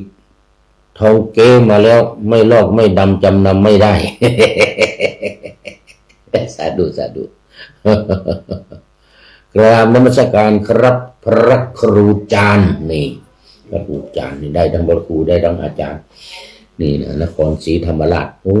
นี่FCตัวจริงนะนี่นะไม่ละไม่เลยกันยิ่งถ้าจัดตอนกลางคืนนะตอนตี 3 ตี 4นี่นะตี 2 ตี 3 ตี 4เที่ยงคืนหลังคืนไปแล้วนี่จะเข้ามาประจำเพราะว่ากำลังไปกรีดยางกรีดยางตอนเที่ยงคืนถึงตี 3 ตี 4บางทีถึง6 โมงเช้าถ้าเยอะนะถ้าเยอะถึง6 โมงเช้าเลยบอกเหนื่อยมากกว่างั้นนะแล้วก็มาหลับตอนกลางวันเนี่ยหลับตอนกลางวันกลางคืนไม่หลับกลางคืนจันทร์กลางวันจุกทางภาคเหนือนี่ว่ากลางคืนจันทร์กลางวันจุกจันทร์นี่คือไปจรนะจะละเนี่ยนะคือไปกลางคืนนี่นะแล้วกลางวันจุกนี่คือหยุดภาษาภาคเหนือเป็นอย่างว่าหยุดกลางคืนจันทร์กลางวันจุกโอ้โมทนาเป็นอย่างยิ่งทองเก้นี่นะไม่ลอกไม่ดำนะแต่จำนำไม่ได้เขาไม่รับเข้าใจพูดนครศรีธรรมราชนี่นครศรีธรรมราชอ่างทองอะไรกรุงเทพอะไรนี่นะ มาประจำสมัยก่อนมีสุพรรณบุรีตอนนี้เสียไปแล้วยมปูยมปูนิ่มสุพรรณบุรีศรีประจันศรีประจันตอนนี้ถึงแก่กรรมเสียชีวิตไปแล้วคุณโยมปูนิ่ม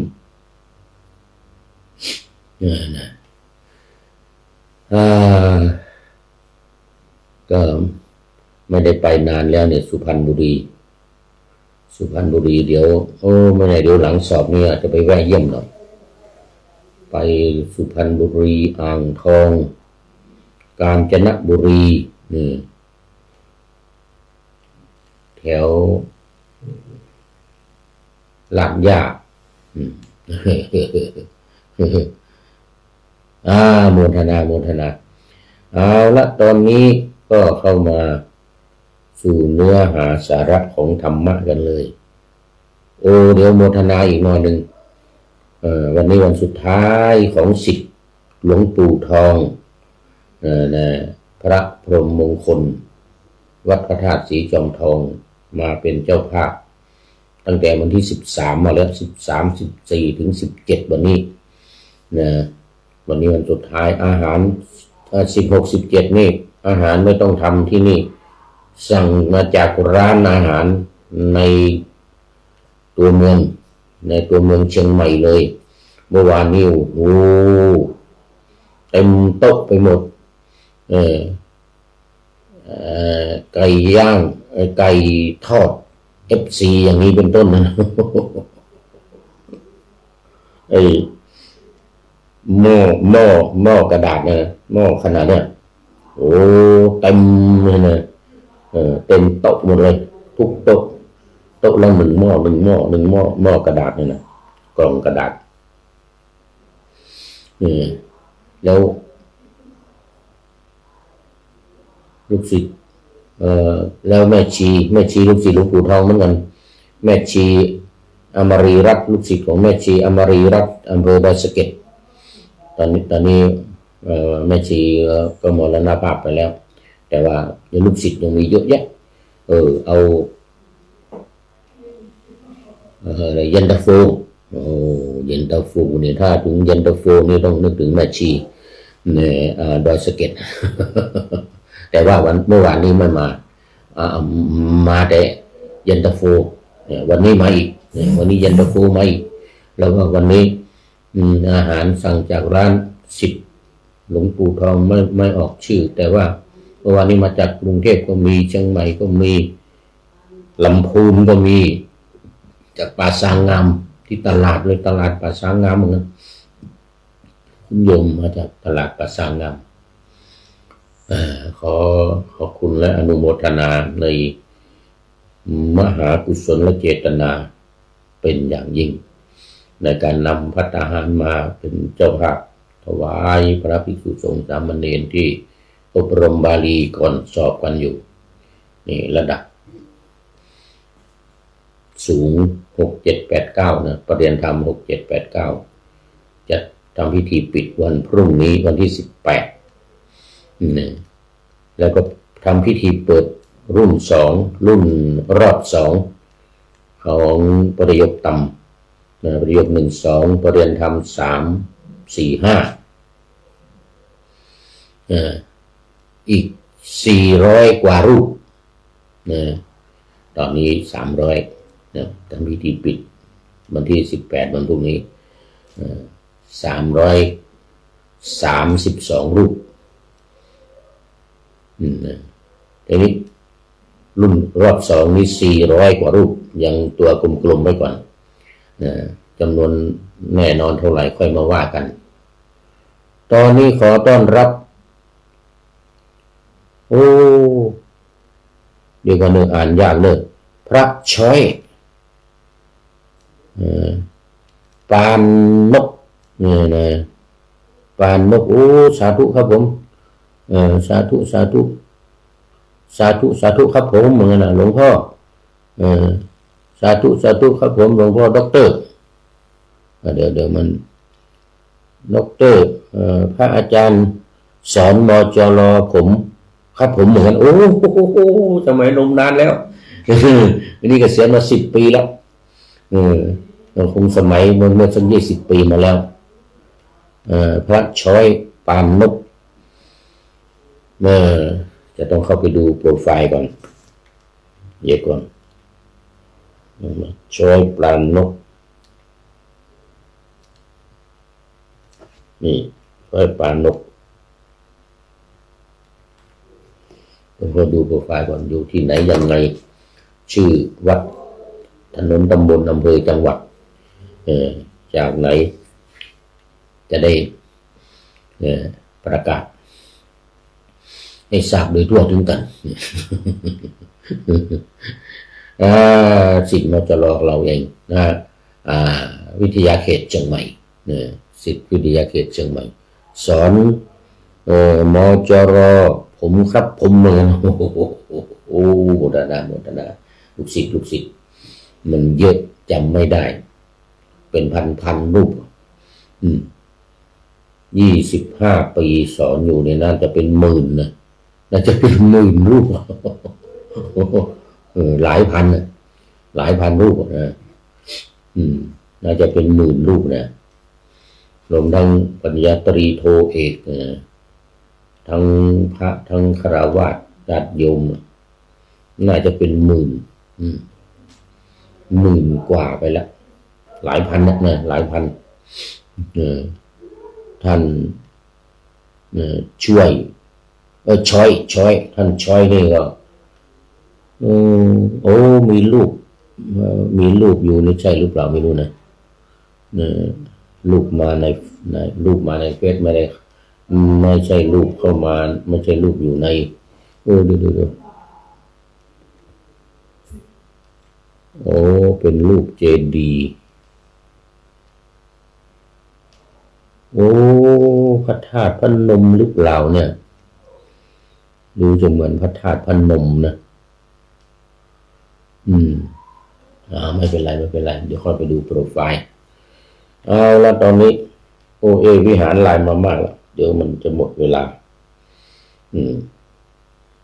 มาสู่เนื้อหาของธรรมะในวันนี้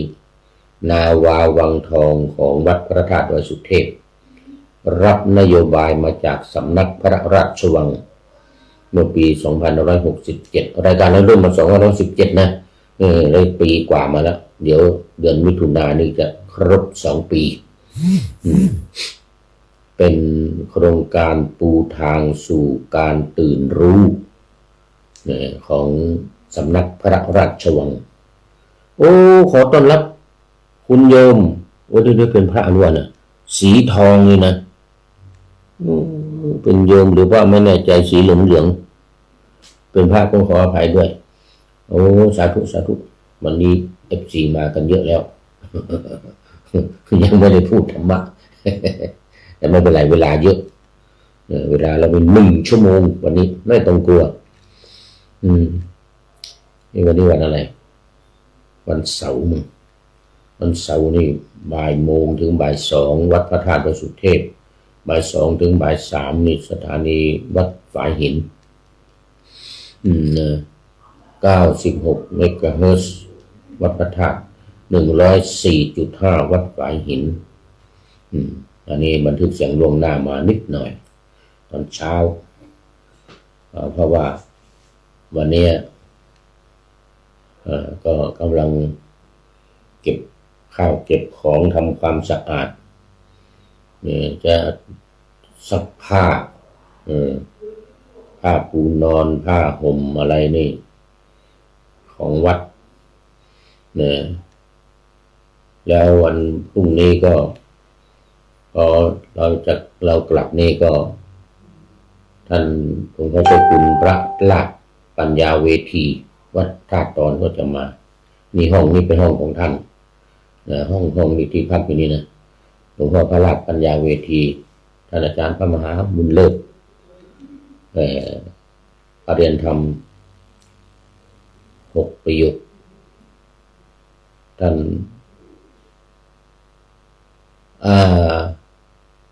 ปริญญาธรรม7 ประโยค จะสอบประโยค8ประเรียนธรรม7ประโยคท่านก็จะสอบประโยค8นี้อาจจะมานอนที่นี่วันพรุ่งนี้แล้วก็มาลืนก็คงจะเข้ากรุงเทพจะสอบประโยค8นะท่านเจ้าคุณพระราชปัญญาเวทีวัดท่าตอนนี่ห้องของท่านท่านอนุญาตให้นอนห้องของท่านอยู่นี่ 2 เดือนมาละท่านบอกว่าให้นอนก่อนให้นอนก่อนวันนั้นเดี๋ยวจะมานอนทีหลัง พรุ่งนี้มาแล้วพรุ่งนี้ท่านจะมานอนนี่แล้วทีนี้วันนี้วิมานอะไรเนาะนี่หลักการ4วิธีการ6ของโครงการปูทางสู่การตื่นรู้นี่นะคำว่าการตื่นรู้นี่เป็นสำนวนของฝ่ายมหายานฝ่ายมหายานเขาไม่ว่าตรัสรู้เหมือนเราหินยานนี่เราใช้คำว่าตรัสรู้ตรัสรู้เป็นพระพุทธเจ้าตรัสรู้เป็นพระอรหันต์นี่นะทางฝ่ายมหายานชาวพุทธมหายานฝ่ายมหายานนี่เขาเรียกว่าการตื่นรู้เขาเพียงแค่ตื่นรู้เท่านั้นยังไม่เข้านิพพานยังไม่ตรัสรู้แค่ตื่นรู้เอาไว้แล้วจะเข้านิพพานพร้อมกันหมดทั่วโลกทั้งหมดจะเข้านิพพานพร้อมกันยังไม่รู้เมื่อไหร่ ยังไม่รู้เมื่อไหร่ตอนนี้ช่วยกันสอนกันหรือนำปฏิบัติอะไรเนี่ยนะโดยเฉพาะเขาจะชอบทำสมถกรรมฐานฝ่ายมหายานชอบในเรื่องฌานในเรื่องฤทธิ์เขาเรียกว่าเขาก็มีนิกายของเขานะนิจิเรนนี่ในญี่ปุ่นวชิรยานของทางทิเบตประเทศจีนนี่จะเป็น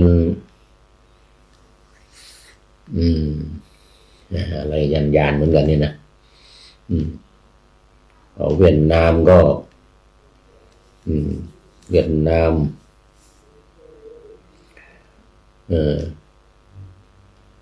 สุขาวดีก็มีนิกายอย่างหนึ่งนะสุขาวดีนี่นะจำไม่ค่อยแม่นยำเขาก็เป้าหมายเข้าสู่นิพพานเหมือนกันแต่ว่าจะเข้าพร้อมกันจะเข้าพร้อมกันโดยใช้คำว่าเป็นพุทธะเขาจะเป็นพุทธะพร้อมกันหมดคือจะรู้จะตรัสรู้เป็นพุทธะพร้อมกันหมดทุกคนแต่ตอนนี้เขาใช้คำว่าตื่นรู้ก็คือเตรียมพร้อมในการที่จะตรัสรู้นั่นเองในการที่จะบรรลุธรรมในการที่จะเป็นพระพุทธเจ้าพร้อมกันในการที่จะเข้านิพพานพร้อมกันเข้านิพพานแต่เขาเรียกตัวเองว่าจะเป็นพระพุทธเจ้านะเป็นพุทธะนะเข้าสู่ความเป็นพุทธะนี่พร้อมกันทุกคนแต่ยังไม่รู้เมื่อไหร่สาธุครับผมเหมือนหลวงพ่อนะอันนี้ท่านช้อยท่านช้อยสีทองนี่ยังไม่แน่ใจเหมือนกันนะสีทองนี่นะ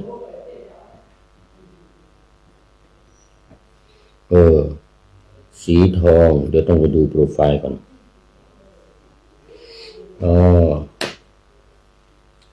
วันนี้หลักการ4ทบทวนหน่อย1ถึงพระรัตนตรัย2ท่องธาตุ4พระรัตนตรัยก็ท่องเหมือนท่องพระรัตนตรัยพระพุทธพระธรรมพระสงฆ์นี่แล้วก็ธาตุ4ดินน้ำไฟลมแต่ท่องในรายละเอียดในหนังสือนะวิธีมีการท่องอยู่แล้วก็ท่องขันธ์5 3ท่องขันธ์5 4จัดขันธ์5ลงในอริยสัจ4ฉะนั้นหมวดธรรมก็จะมีอยู่4หมวดเนี่ยเป็นหลักเขาเรียกว่าหลักการ4วิธีการ6หลักการ4เนี่ย1หมวดที่1ก็ไตรรัต นะพระพุทธพระธรรมพระสงฆ์หมวดที่สองก็ธาตุกรรมฐานธาตุสี่ดินน้ำไฟลมหมวดที่สามก็ขันธ์ห้ารูปเวทนาสัญญาสังขารวิญญาณแล้วก็หมวดที่หกหมวดที่สี่หลักการที่สี่ก็คืออริยสัจสี่ทุกข์สมุทัยนิโรธมรรคโดยจัดขันธ์ห้าเนี่ยลงในอริยสัจสี่นี่เป็นหลักการสี่อย่างวิธีการหกนี่เพิ่มข้อสามเข้ามาก็คือพิจารณากายหกขั้นตอนตั้งแต่หมดลมหายใจสองน้ำดันดินสามดินแตกสี่น้ำละลายดินห้าเหลือโครงกระดูกแล้วก็หกโครงกระดูกพังทลายไปอีกหมดไม่เหลืออะไรร่างกายเรานี่นะไอ้ขันธ์ห้าเรานี่นะอันนี้เรียกว่าพิจารณากายหกขั้นตอนแล้วเพิ่มข้อห้าเข้ามาเลื่อนข้อสามไปเป็นข้อสี่ใช่ไหมถ้าท่องขันธ์ห้าเป็นข้อสี่ แล้วเพิ่มข้อห้าเข้ามาพิจารณาหรือเรียนรู้ขันธ์ห้าให้เข้าใจอย่างชัดเจนแจ่มแจ้งขันธ์ห้าก็คือตัวของเรานี่แหละรูปเวทนาสัญญาสังขารวิญญาณเมื่อแบ่งเป็นสองก็คือรูปหนึ่งนามรูปกับนามเวทนาสัญญาสังขารวิญญาณเป็นนามแต่ว่าจะต้องพิจารณาทำความเข้าใจตั้งแต่รูปไปนะรูป28อย่างเงี้ยนะมหาพุทธรูป4อุปาทายรูป24อะไรแล้วก็ดูรายละเอียดแต่ละข้อให้เข้าใจอย่างแจ่มแจ้งตามแนวของวิปัสสนาแนวของวิปัสสนาแต่ท่านไม่ได้เรียกว่าวิปัสสนานะท่านจะเรียกว่าเรียนรู้ขันธ์ห้าเท่านั้นในโครงการปูทางสู่การตื่นรู้โดยมีแนวทางของสำนักศึกษาธรรมโดยธรรมนาวาจังหวัดเชียงรายมีพระเดชพระคุณท่านเจ้าคุณพระราชชยานวชิระชิโนภาคพระราชยานวชิระชิโนภาคคือวิปัสสนาฝ่ายวิปัสสนาพระราชยานวชิระชิโนภาคว่าผิดมานานนะกำลังมาถูก 2-3 วันมาเนี่ย อาทิตย์ละถูก2 อาทิตย์มาเนี่ยพูดถูกแล้วแต่ก่อนนั้นว่าชิโนดมพระวชิระชิโนดมว่าผิดมาปีกว่า ว่าผิดมาปีกว่าต้องขออภัยเป็นอย่างยิ่งเนื่องจากว่าอ่านผิดมาจำผิดมาวันนี้วชิระชิโนภาคหรืออาจารย์ต้นอาจารย์ต้นอาจารย์ทวีวัฒน์จารุวรรณโนเป็นต้นเป็นเจ้าสำนักแต่แนวทางนี้แนวทางของพระพุทธเจ้าตรัสไว้ในพระไตรปิฎกคือการท่องจำการท่องให้จำเนี่ยไม่ใช่ท่องเพื่อให้จิตสงบนะถ้าเดิมของเรานี่ใช้การท่องให้จิตสงบว่าซ้ำๆบ่อยๆซ้ำๆท่องดิให้จิตสงบแต่นี่เป้าหมายคือท่องให้จำตามหลักในพระไตรปิฎกที่ท่านเจ้าคุณอาจารย์ต้นได้วิจัยมาได้ทำการวิจัยมา20 ปีปีสุดท้ายในปี2567ก็มาเผยแพร่แล้วก็พระเดชแล้วก็พระเจ้าอยู่หัวพระวชิระเกล้าเจ้าอยู่หัวรัชกาลปัจจุบันเนี่ยนะทรงมีความศรัทธานำมาเป็นโครงการปูทางสู่การตื่นรู้ธรรมนาวาวังเพิ่มคำว่าวังเข้ามาแต่รายการของเรานี้เพิ่มคำว่าทองเข้ามาอีกนะ นาวาวังแล้วไม่พอทองอย่างนี้นะนาวาวังทองเพราะว่ามันเหมือนกับทองคำมีคุณค่ามากท ธรรมะของพระพุทธเจ้านี่มีคุณค่ามากทองคำยังหาเปรียบไม่ได้แต่ก็เอาไว้ก่อนอย่างอื่นยังไม่มีอะไรมาเปรียบเท่ากับทองคำที่จะมีค่ายิ่งตอนนี้ทองคำในโลกก็หลายหมื่นนะ5-6 หมื่น1 บาทนี่นะรู้สึกจะ60,000 บาทบ้างเนี่ยหรือลดลงมาแล้วมีค่ามากธรรมะของพระพุทธเจ้านี่มีค่ามากเทียบกับทองคำเลยทีเดียวอย่างอื่นยังไม่มีอะไรมาเทียบนะเอาทองคำมาเทียบของทางโลกเลยนะของทางโลกนี่เอาทองคำมาเทียบไว้ก่อนถ้ามีใครอย่างอื่นมีเพชรหรือมีอะไรที่จะสวยงามเหมือนทองคำนี่ก็เพชรนี่มันก็แต่มันสีมันไม่สวยเหมือนทองคำนะเพชรแต่มันแข็งมันแกร่งเพชรตัดเพชรยังได้เลยเพชรใช้ตัดมือเนี่ยตัดไม้ตัดกระจกตัดอะไรพวกนี้กระจอกมากเลยใช้เพชรนี่ตัดนี่นะชุบเป็นรอยขาดเลยเขาเรียกเพชรอย่างว่าตัดกระจกเลยตัดเพชรเองด้วยกันก็ได้เนี่ยเขาเรียกเพชรตัดเพชร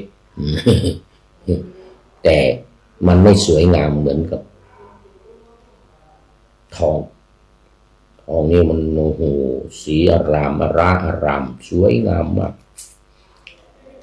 ทองคำนี่นะมันจึงราคาแพงไงก็มาเทียบกับธรรมะขององค์สมเด็จพระสัมมาสัมพุทธเจ้าเช่นการท่องจำเนี่ยเป็นหลักการที่เฉียบขาดเด็ดขาดได้ผลดีที่ท่านอาจารย์เจ้าคุณอาจารย์ต้นได้ทำการวิจัยมา20 ปีทำงานวิจัยมา20 ปีนะว่านี่แหละได้ผลดีแล้วมีลูกศิษย์ลูกหาที่ปฏิบัติตามได้ผลกันเป็นจำนวนมากได้ผลกันเป็นจำนวนมากตอนนี้ก็มีลูกศิษย์เยอะละแล้วก็ยิ่งเข้าไปในสำนักพระราชวังก็มีลูกศิษย์ลูกหาที่มีศรัทธาปฏิบัติกันอย่างจริงจังในสำนักพระราชวังนี่ก็จำนวนมากปีที่แล้วปีก่อนปี2567พระเดชพระคุณได้นำมาแสดงนำมาเปิดเผยลูกศิษย์นะลูกศิษย์ที่เรียนที่ปฏิบัติแบบท่องจำนี่นะนี่ปฏิบัติแบบท่องจำนี่มาโชว์จำนวนมากบางคนเป็นผีบ้าแล้วยังเรามาปฏิบัติได้โรงพยาบาลศรีธัญญามาปฏิบัติปรากฏว่าได้ผลหายจากการเป็นบ้ามีสติดีแล้วตอนนี้มาแสดงที่อบรมที่มจร.วังน้อยจังหวัดพระนครศรีอยุธยาเมื่อปี2567นะผู้ได้มีโอกาสเข้าไปอบรมหลวงพ่อส่งไปเมื่อพระธรรมเสนาบดีส่งเข้าไปอบรมแล้วก็นำเอาหลักการนี้มาเผยแพร่ทางสถานีวิทยุทางเฟซทางไลน์ทาง YouTube นี่นะทางสื่อต่างๆเอา นำออกอากาศนำเผยแพร่มาเป็นเวลาเกือบจะ2 ปีแล้วเนี่ย2567มาแล้วนี่69แล้วเดี๋ยวเดือนมิถุนายนนี้ก็จะครบ2 ปีจะครบ2 ปีหลักการ4วิธีการ6เอาละตอนนี้มาเน้นมีหลายเรื่องที่หนังสือที่เขียนออกมาเนี่ยนะเรื่องการทำบุญเรื่องการรักษาศีลเรื่องการภาวนาเนี่ยนะการเจริญภาวนาทานศีลภาวนานี่เน้นในการปฏิบัติ แล้วตอนนี้พูดถึงเรื่องของชาวทิพย์ในวิมานต่างๆบนสวรรค์หรือวิมานอยู่ตามต้นไม้ตามสระน้ำหรือตามอะไรก็ตามวิมานที่เนี่ยต้นไม้ใบหญ้าภูมิเทวดาทั้งหลายเนี่ยเปรตทั้งหลายเนี่ยเป็นผลงานจากการให้ทานบ้างการรักษาศีลบ้างการเจริญภาวนาในตอนเป็นมนุษย์แล้วก็ได้ไปเกิด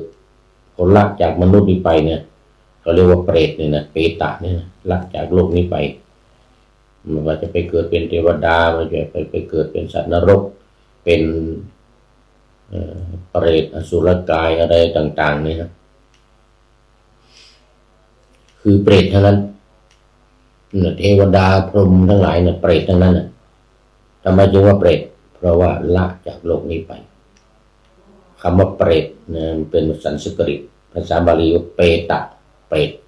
เปตะนี่นะเปโตนี่นะ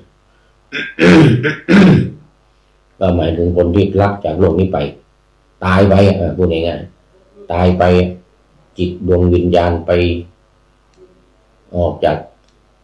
ร่างกายนี้ไปเนี่ยก็เรียกว่าละไปละร่างกายนี้ไปนะสู่โลกหน้าในภพในภูมิข้างหน้าไม่ว่าจะมากับเป็นภูมิมนุษย์หรือว่าสัตว์เดรัจฉานเป็นเทวดาหรือสัตว์นรกคือเปรตทั้งนั้นนะคือเปรตทั้งนั้นแต่โครงการนี้นาวาวังเนี่ยเรียกสวยจะเป็นผู้โลกสวยหรือเปล่าก็ไม่รู้นะเรียกว่าชาวทิพย์เป็นชาวทิพย์หมดไม่ว่าจะอินทร์พรหมยมมาราชเป็นยักษ์เป็นมารเป็นคนทันเป็นอะไรต่างๆเนี่ยเป็นทิพย์หมดนะเรียกชาวทิพย์เป็นชาวทิพย์แล้วก็พูดถึงการที่เราจะอุทิศบุญกุศลไปให้ชาวทิพย์จะต้องทำยังไงเราจะให้ของจะให้อะไรนะเช่นชาวทิพย์เขาขาดเขาต้องการนะจะให้ยังไงนี่พูดถึงเรื่องนี้แล้วก็ที่เขาได้ไปอยู่ในวิมานต่างๆเนี่ยในสวรรค์ชั้นต่างๆเนี่ยตั้งแต่จาตุมไปจนถึงนู่นชั้นที่6ปรนิมิตวสวดีชั้นที่16อกนิฐพรหมอย่างเงี้ยเพราะอะไรได้ทำกรรมอะไรไว้ในโลกนี้ก่อนที่จะละไปก่อนที่จะเป็นเปรตได้ทำอะไรไว้นี่เน้นตรงนี้นี่โครงการของเราเนี่ยนะโครงการธรรมะนาวาวังเนี่ยนาวาวังทองนี่เน้นตรงที่ว่าอยู่ในเมืองมนุษย์เนี่ยต้องทำยังไงจึงจะได้ไปเกิดในวิมานต่างๆนะเน้นตรงนี้เน้นตรงนี้อย่างวันนี้นะอย่างวันนี้ก็เป็นอีกวิมานหนึ่งเรียกว่าอโลมวิมานนะวันนี้จะพูดถึงอโลมวิมานนู่นอยู่บนสวรรค์คนที่ได้ทำบุญอะไรจึงได้ไปเกิดในอโลมวิมานเนี่ยอ่างสระโอลอลิงมอม้าเนี่ยอโลมนี่นะอโลมวิมานเนี่ยได้ทำอะไรไว้เดี๋ยวเราจะได้ทราบจากการขึ้นไปสอบถามของพระเดชพระคุณพระมหาโมคคัลลานะหรือบางทีก็พระวังคีสะนะตอนหลังมานี่มีวังคีสะอีกรูปหนึ่งแต่ถ้าเป็น เทวดาภูมิเทวดาอะไรที่อยู่แถวแผ่นดินแถวต้นไม้แถวสระน้ำนี่บางทีท่านพระอานนท์ก็เจอก็มีท่านพระอานนท์ถามก็มีเทพธิดาต่างๆ แล้วแต่ว่าใครบางทีมีพ่อค้าพวกพระรามไปเห็นมันมีอยู่เรื่องหนึ่งพวกมีพราหมณ์คนหนึ่งกับพ่อค้าวานิชเนี่ยนะวานิชคนหนึ่งไปถามเปรตตนหนึ่งโอ้อยู่วิมานสวยอย่างนี้ทำกรรมอะไรเนี่ยแล้วก็ว่าเสียงอยู่ในวิมานได้ยินเสียงลอดออกมาว่าโอ้ออกไปไม่ได้ว่างั้นนะทำไมออกมาไม่ได้อายว่างั้นนะทำไมอายอะไรไม่มีผ้านุ่งว่างั้นเป็นเทวดาเทพธิดาแต่ว่าไม่มีผ้านุ่งอย่างนี้ก็มีนะพาณิชย์คนนี้ก็เลยเอาผ้าไปยื่นให้อันนี้เรื่องเก่าที่เล่ามาแล้ว เรื่องเก่าเอาผ้าไปให้รับไม่ได้อีกนี่เลยเป็นการรู้วิธีในการที่จะให้อะไรแก่เทวดาให้อะไรกับพวกเปรตทั้งหลายเนี่ยจะทำยังไงมีเปรตของยิพยาตของพระเจ้าพิมพิสารเป็นต้น นั่นก็คือการทำบุญและอุทิศส่วนกุศลไปให้นะจึงจะได้โดยถวายแก่พระหรือแม้แต่ฆราวาสที่มีศีล 5ครบบริบูรณ์มีอุบาสกคนหนึ่งรับเป็นผู้รับแล้วก็พาณิชย์คนนี้อุทิศไปให้เวมนิกเปรตนี่นะได้เอาอุทิศส่วนกุศลไปให้แล้วไปดูอีกทีหนึ่งไปดูที่วิมานนะปรากฏวิมานอยู่ข้างสระน้ำหรืออยู่ต้นไม้นั่นแหละก็ไปดูพอไปถึงเทพธิดาก็เดินออกมาได้เลยทีนี้ได้ผ้าแล้วว่างั้นนะได้ของเป็นทิพย์นะได้ของเป็นทิพย์ผ้าที่ฐานิชนั้นเอาทำบุญให้กับอุบาสกคนหนึ่งมีศีล 5 ครบเป็นโสดาบันนะท่านโสดาบัน ก็ห่มผ้าออกมาสวยงามสีมันทองคำเลยโอ้โหอันนี้คือผลจากการให้ทานแก่อุบาสกคนหนึ่งแล้วอุทิศส่วนกุศลมาให้นี่เป็นวิธีการเพราะฉะนั้นวันนี้เอามาดูอโลมะวิมานนะว่าด้วยผลบุญที่ทำที่ให้ที่ทำให้ไปเกิดในอโลมะวิมานท่านพระมหาโมคคัลลานะถามนางเทพธิดาตนหนึ่งว่าดูก่อนแม่เทพธิดาท่านมีวรรณงามยิ่งนักรัศมีส่องสว่างไสวเหมือนกับชื่อผู้พูดนี้พูดเล่น ไปทั่วหมดทุกทิศทุกทางสถิตอยู่เหมือนดาวประกายพฤกษ์เพราะบุญกรรมอะไรท่านจึงมีวรรณะ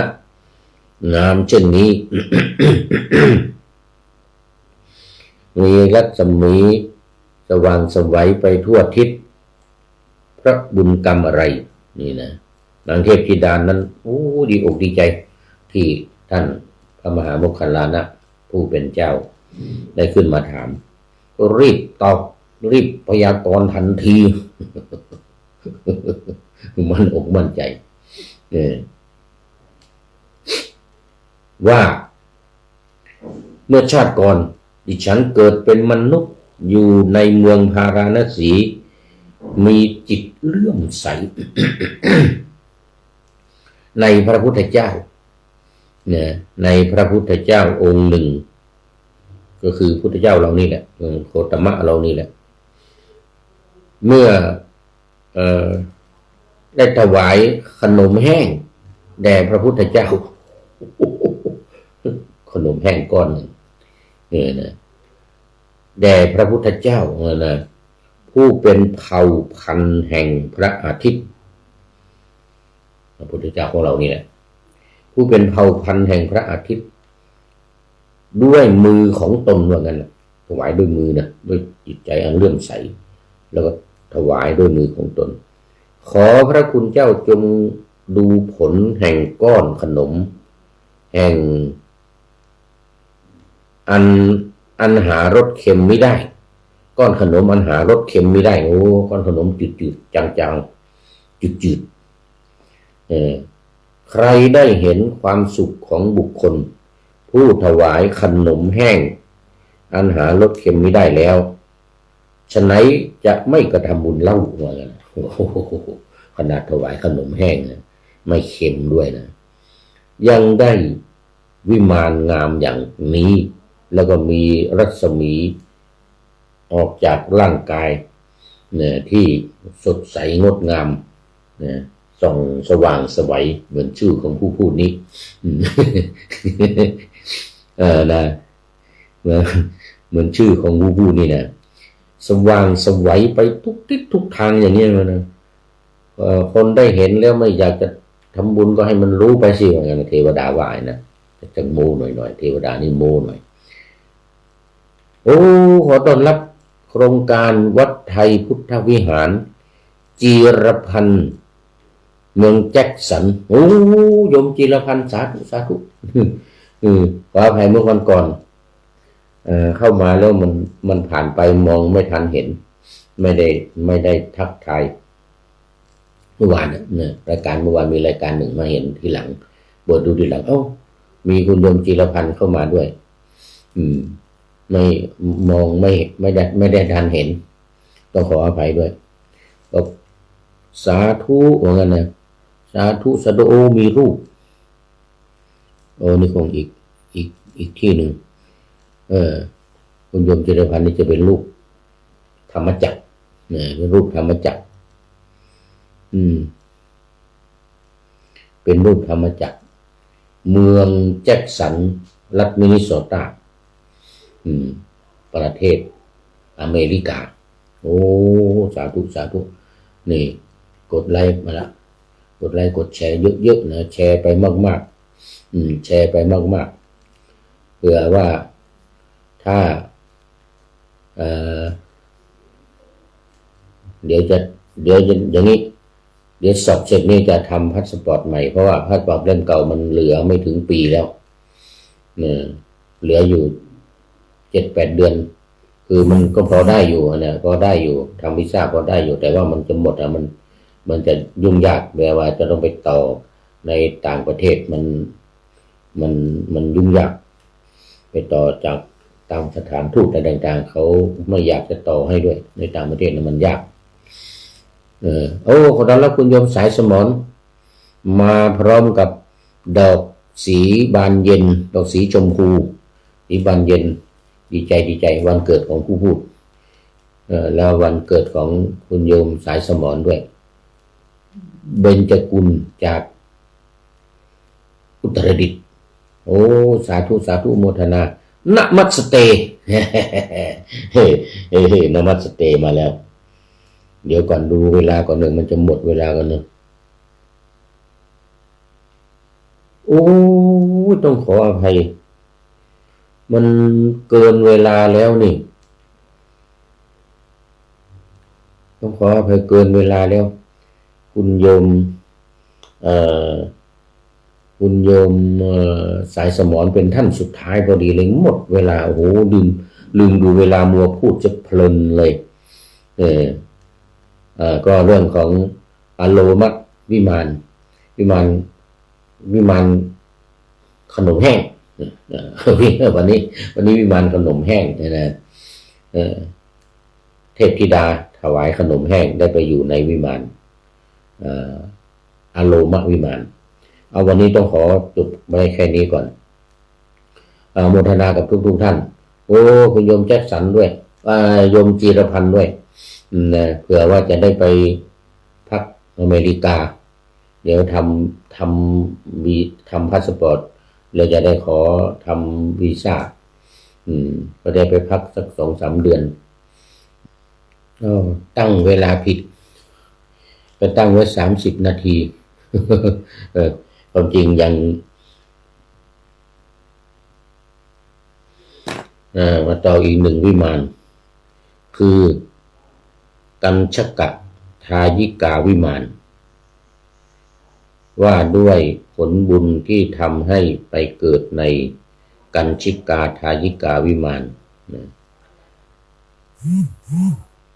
ก็เหมือนเดิมท่านพระมหาโมคคัลลานะถามเทพธิดาองค์หนึ่งเธอก็ตอบว่าเมื่อชาติก่อนฉันเกิดเป็นมนุษย์มีจิตเลื่อมใสได้ถวายน้ำข้าวอันปรุงด้วยพริกและใส่น้ำมันอันเจียวแล้วและปรุงด้วยดีปรีกระเทียมขิงข่ากระชายแด่พระพุทธเจ้าผู้เป็นเผ่าพันธุ์แห่งพระอาทิตย์ซึ่งประดับอยู่ณพระนครอันทกวินทะดิฉันจึงได้เสวยทิพยสมบัติเช่นนี้นางแก้วนางแก้วเทพธิดานางแก้วเทพธิดาผู้งดงามด้วยสัพพะสัลลพางผู้งดงามด้วยสัลลพางกายเนี่ยนะสามีไม่จืดจางในการมองใน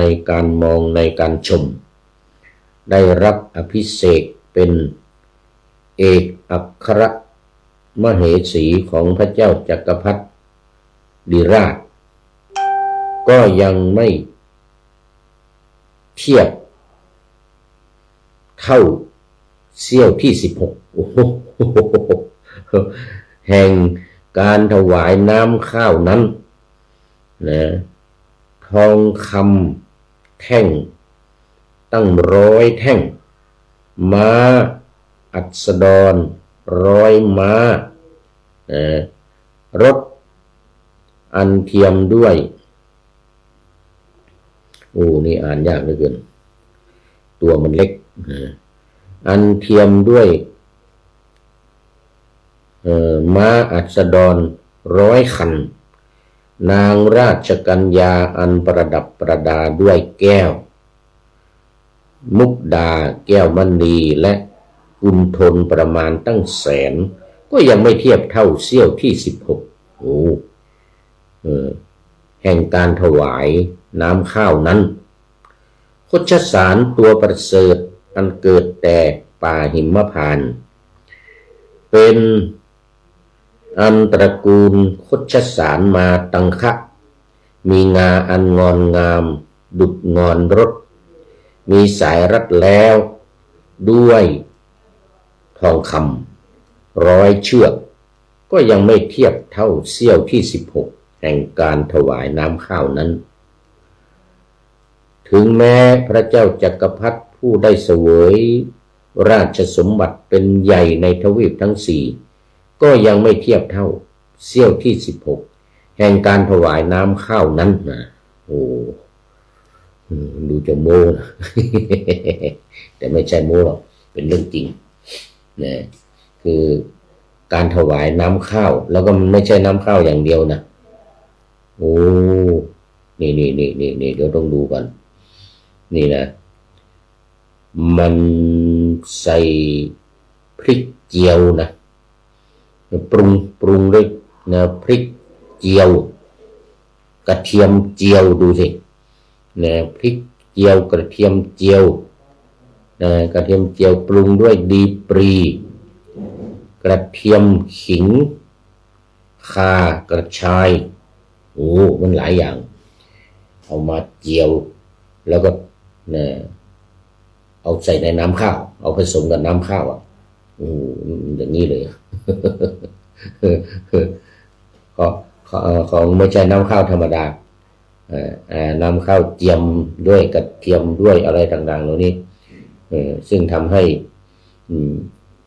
มีรสชาติที่สุดยอดอร่อยแล้วมาจึงมาได้ผลมีวรรณะงามยิ่งนักมีรัศมีส่องสว่างไสวไปทั่วทุกทิศสถิตอยู่เหมือนดาวประกายพฤกษ์เพราะบุญญกรรม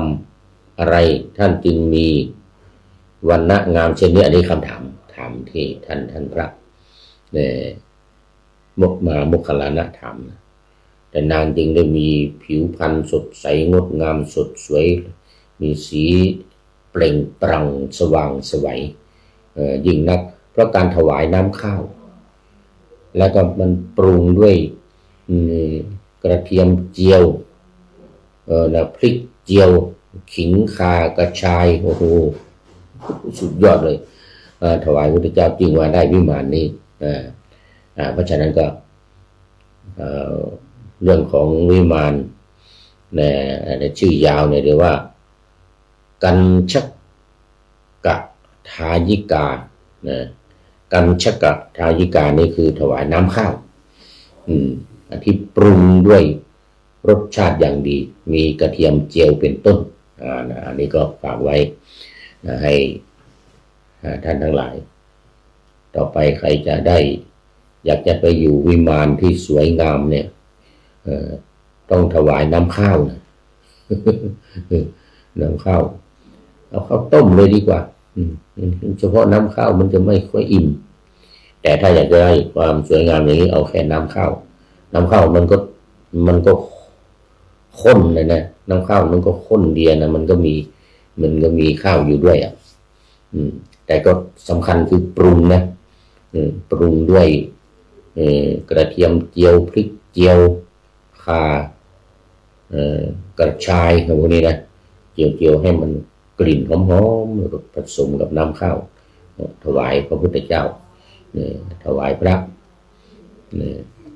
ก็จะได้บุญได้อานิสงส์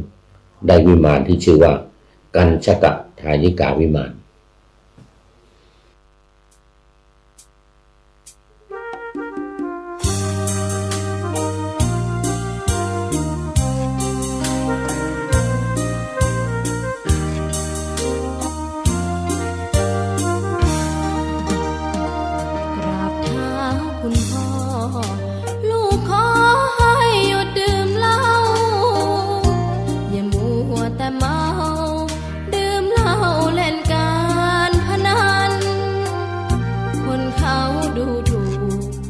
ว่าพ่อ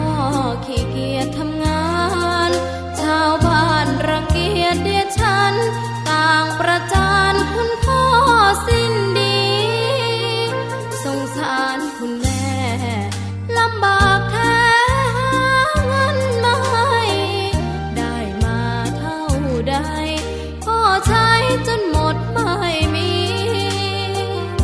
ขัดสนจนยากลำบากคนแค้นเต็มทีอนาคตของลูกริบหรี่ความหวังที่มีมืดมนพ่อดื่มสุราเหมือนกินน้ำตาของแม่พ่อจ๋าฐานะเราแย่หากไม่แก้ความจนแม่เตือนพ่อด่าตบตีแม่ช้ำระกำมองมนซ้ำถูกคนเขานินทากราบเท้าคุณพ่อลูกขอให้หยุดดื่มเหล้าหากมัวแต่เมาคนเขาย้ำหมิ่นเรื่อยมากลับตัวเสียใหม่กลับใจมาพัฒนาพ่อจะมีคุณค่าเลิกดื่มสุราเลิกการพนัน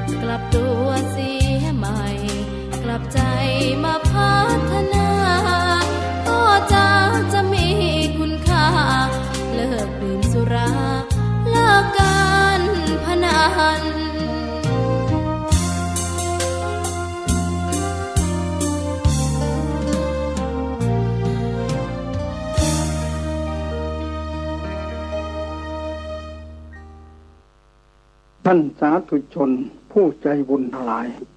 บัดนี้รายการไขปัญหาได้หมุนเวียนเปลี่ยนมาบรรจบพบท่านอีกวาระหนึ่งการไขปัญหาก็คือการอธิบายธรรมะให้ญาติโยมได้เข้าใจตั้งแต่ต่ำไปจนถึงสูงหรือมีธรรมะข้อใดซึ่งควรจะรู้ควรจะเข้าใจก็ได้นำมาไขเพื่อให้ญาติโยมได้ทราบญาติโยมผู้ใจบุญทั้งหลายมีทิศทางแห่งชีวิตของคนคือคนแต่ละคนเกิดมาต้องมีกรรมคือการกระทำดีและชั่วบ้างตั้งในอดีตชาติและชาติปัจจุบันท่านเรียกว่ากรรมมี4 ชนิดกรรมดำล้วนให้ผลดำหมายความว่าคนทำแต่ชั่วผลก็ชั่วกรรมขาล้วนให้ผลดีคนทำดีกันได้แต่ดียกตัวอย่างเช่นกรรมดำล้วนนายจุนทสูกริกเกิดมาก็แกก็คนรู้เดียงสาแกฆ่าหมูทำแต่บาปฆ่าหมูขายวิธีฆ่าหมูของนายคนนี้ก็พิสดารไปหาซื้อหมูตามบ้านนอกมาทำคอกใหญ่ๆเลี้ยงปนปื้อด้วยผักให้มันอ้วนเวลาจะฆ่าต้องเอาน้ำร้อนกรอกเข้าไปในปากมันให้อุจจาระมันไหลเอาค้อนตีให้เนื้อมันพองขึ้นเพื่อจะได้เนื้อเยอะๆทรมานสัตว์เหลือทนน้ำร้อนลวกมันก็อยู่ไม่ไหวแล้วตายทั้งเจ็บทั้งปวดทั้งแสบอยู่อย่างนี้มานานอยู่ใกล้ๆวัดพระพุทธเจ้า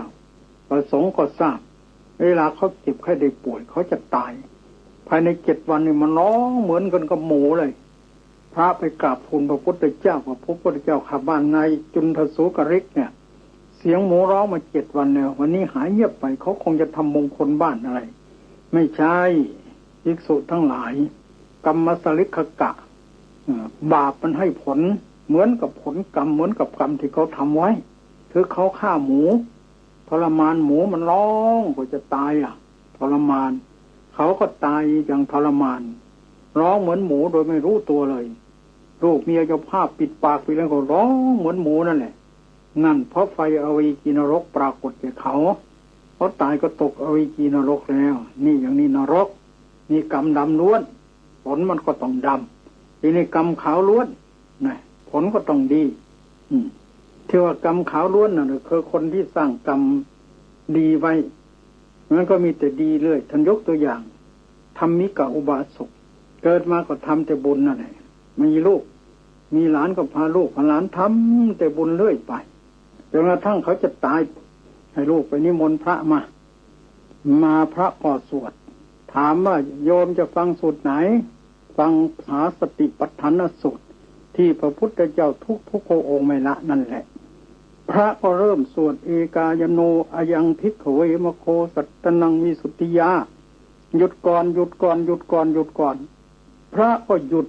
ไม่ใช่โอกาสแนวเราเลยกลับวัดเลยพระพุทธเจ้าก็ถามพวกเธอไปสวดให้โยมฟังเหลือเทศให้โยมฟังเหลือไม่ได้สวดไม่ได้เทศพระพุทธเจ้าโยมเขาห้ามไม่ให้สวดเพราะว่าท่านหน่อยก็ห้ามเลยไม่ใช่ห้ามพวกเธอห้ามใครพระพุทธเจ้าค่ะเทวดาโอ้อย่างนั้นหรือพระพุทธเจ้าค่ะเนี่ยพอลืมตาขึ้น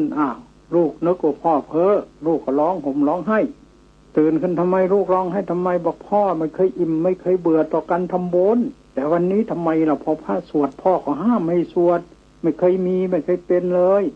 กลัวคติของพ่อจะตายไปไม่เกิดในที่ไม่ดียังไงไม่ใช่พ่อมีเทวดาเอารถมารับพ่อจากสวรรค์6 ชั้นโน้นเทวดาแต่ละชั้นก็เอารถมารับพ่อว่าเชิญขึ้นรถคันนี้ไปสวรรค์ชั้นจาจุมชั้นอดึงชั้นยามาชั้นดุสิตชั้นนิมมารันดีชั้นปริมิตวสวัสดีพ่อก็กำลังฟังพระสวดก็กลัวจะเป็นอันตรายจึงหยุดก่อนให้เขาหยุดยังไม่ให้รถมาต่างหากนะลูกพ่อมองไม่เห็นเนี่ยอยู่ที่ไหนนึกว่าพ่อเพ้อไปอยากลูกก็อยากพิสูจน์ที่พ่อพูดเฉยๆกันนึกว่าคนเพ้อเนี่ยคนเจ็บคนป่วยมันก็น่าคิดนะน่าคิดอยู่เพราะว่าใจคนนี้มันสำคัญอยู่มีบางคนไปนอนอยู่โรงพยาบาลเนี่ยเจ็บผู้ไข้ได้ป่วยที่นี่ใจเคยทำบุญนึกจะไปทอดกฐินจะไปเผาศพคนโน้นคนนี้จิตมันคิดไปแล้วนี่คนอาจจะนึกเพ้อแต่ที่จิตมันสำนึกในเรื่องบุญเรื่องกุศลมันมีอยู่ บางคนที่จะตายก็เหมือนกันเนี่ยมันมีจะไปทางดีเทวดาเอารถมารับแล้วนี่ก็พิสูจน์สวรรค์แล้วนะนี่จะพิเทศเรื่องพิสูจน์สวรรค์นี่จะเริ่มเข้าแล้วนะเทวดาเอารถมารับตั้ง6 คันนั่นเลยลูกก็บอกไม่เห็นพ่อเอาอย่างนั้นลูกมีพวงดอกไม้ไม่มีให้ลูกอธิษฐานนะจะพอจะไปสวรรค์ชั้นดูมันจะชั้นที่4ชั้นดุสิตนี่อธิษฐานนะพอโยนพวงดอกไม้ไปคล้องอยู่ดุมรถนั่นแหละลูกก็เห็นแต่ดอกไม้ไม่เห็นคันรถนี่ตามันไม่ประณีตเหมือนตาคนใจบุญนี่พ่อใจบุญมากมองเห็นแล้วรถตลาดรถเทวดามาลูกเห็นแต่พวงมาลัยนั่นแหละพ่อจะไปสวรรค์ชั้นนั่นแหละแต่ลูกอยากไปอยู่กับพ่อก็ทำบุญให้มากนะนี่ตาคนธรรมดามองไม่เห็นเพราะมันละเอียดแต่ว่าเป็นของมีอยู่แน่นอนพอตายปุ๊บก็เกิดสวรรค์ชั้นดุสิตนั่นเลยแหละนี่แหละอย่างนี้เลยพิสูจน์ได้โดยตาเนื้อก็ยังไม่เห็นต้องตาปัญญาตาบุญแท้ๆลูกก็ใจบุญเหมือนกันแต่ว่ายังมองไม่เห็นแต่เห็นแต่ดอกไม้เพราะมันหยาบอันนั้นมันละเอียดมันประณีตเพราะมาอยู่ใกล้ๆเราก็มองไม่เห็นเขาตาของเรามันยังใช้ไม่ได้ตามันยังไม่ถึงขั้นแต่คนมีตาทิพย์ก็อาจจะเห็นได้แต่คนเราธรรมดานี่ถ้าเขาไม่แสดงให้เห็นไม่เห็นหรอกผีหลอกอย่างนี้ก็เหมือนกันเขาไม่แสดงให้ปรากฏให้เห็นก็เห็นเขาไม่ได้แต่อาจจะได้ยินเสียงแต่บางคนเห็นนะเป็นผีหัวขาดแต่บางคนได้ยินแต่เสียงตึงตังตึงดันมือเสียงคนก็มีนี่ว่าถึงเราจะพิสูจน์สวรรค์ทีนี้เราว่าถึงกรรมซะก่อนกรรมมี4กรรมดำล้วนให้ผลดำล้วนกรรมขาวล้วนให้ผลดีล้วนนี่กำลังว่าถึงกรรมขาวล้วนทีนี้กรรมทั้งดำทั้งขาวมันก็ให้ผลทั้ง2 อย่างนั่นแหละสังเกตดูคนส่วนมากเกือบ 90%ดำล้วนตั้งแต่ช่วงประมาณ1 ทุ่มถึง2 ทุ่มเนี่ยประมาณโดย2 ทุ่มโดยประมาณแล้วก็ไปจนกระทั่งถึงเวลา6 โมงเช้าแล้วก็จะมีบุญนำกรรมแต่งบางคนก็ทำทั้งโดยส่วนมากทำทั้ง2 อย่างพิธีนี่เป็นกำหนดการงานปฏิบัติธรรมสัญจรที่พระธาตุนาดูลในปีนี้เป็นวาระแรกก็ประกาศให้กับทุกท่านได้รับทราบกันในเบื้องต้นเดี๋ยวสักครู่หนึ่งจะนำพาญาติโยมไปชมบรรยากาศโดยรอบของพระบรมธาตุเจดีย์พระธาตุนาดูลแล้วก็ไปดูบรรยากาศของกิจกรรมในเบื้องต้นที่ครูบาอาจารย์ท่านกำลังประชาสัมพันธ์เชิญชวนญาติโยมอยู่ในขณะนี้คือท่านอาจารย์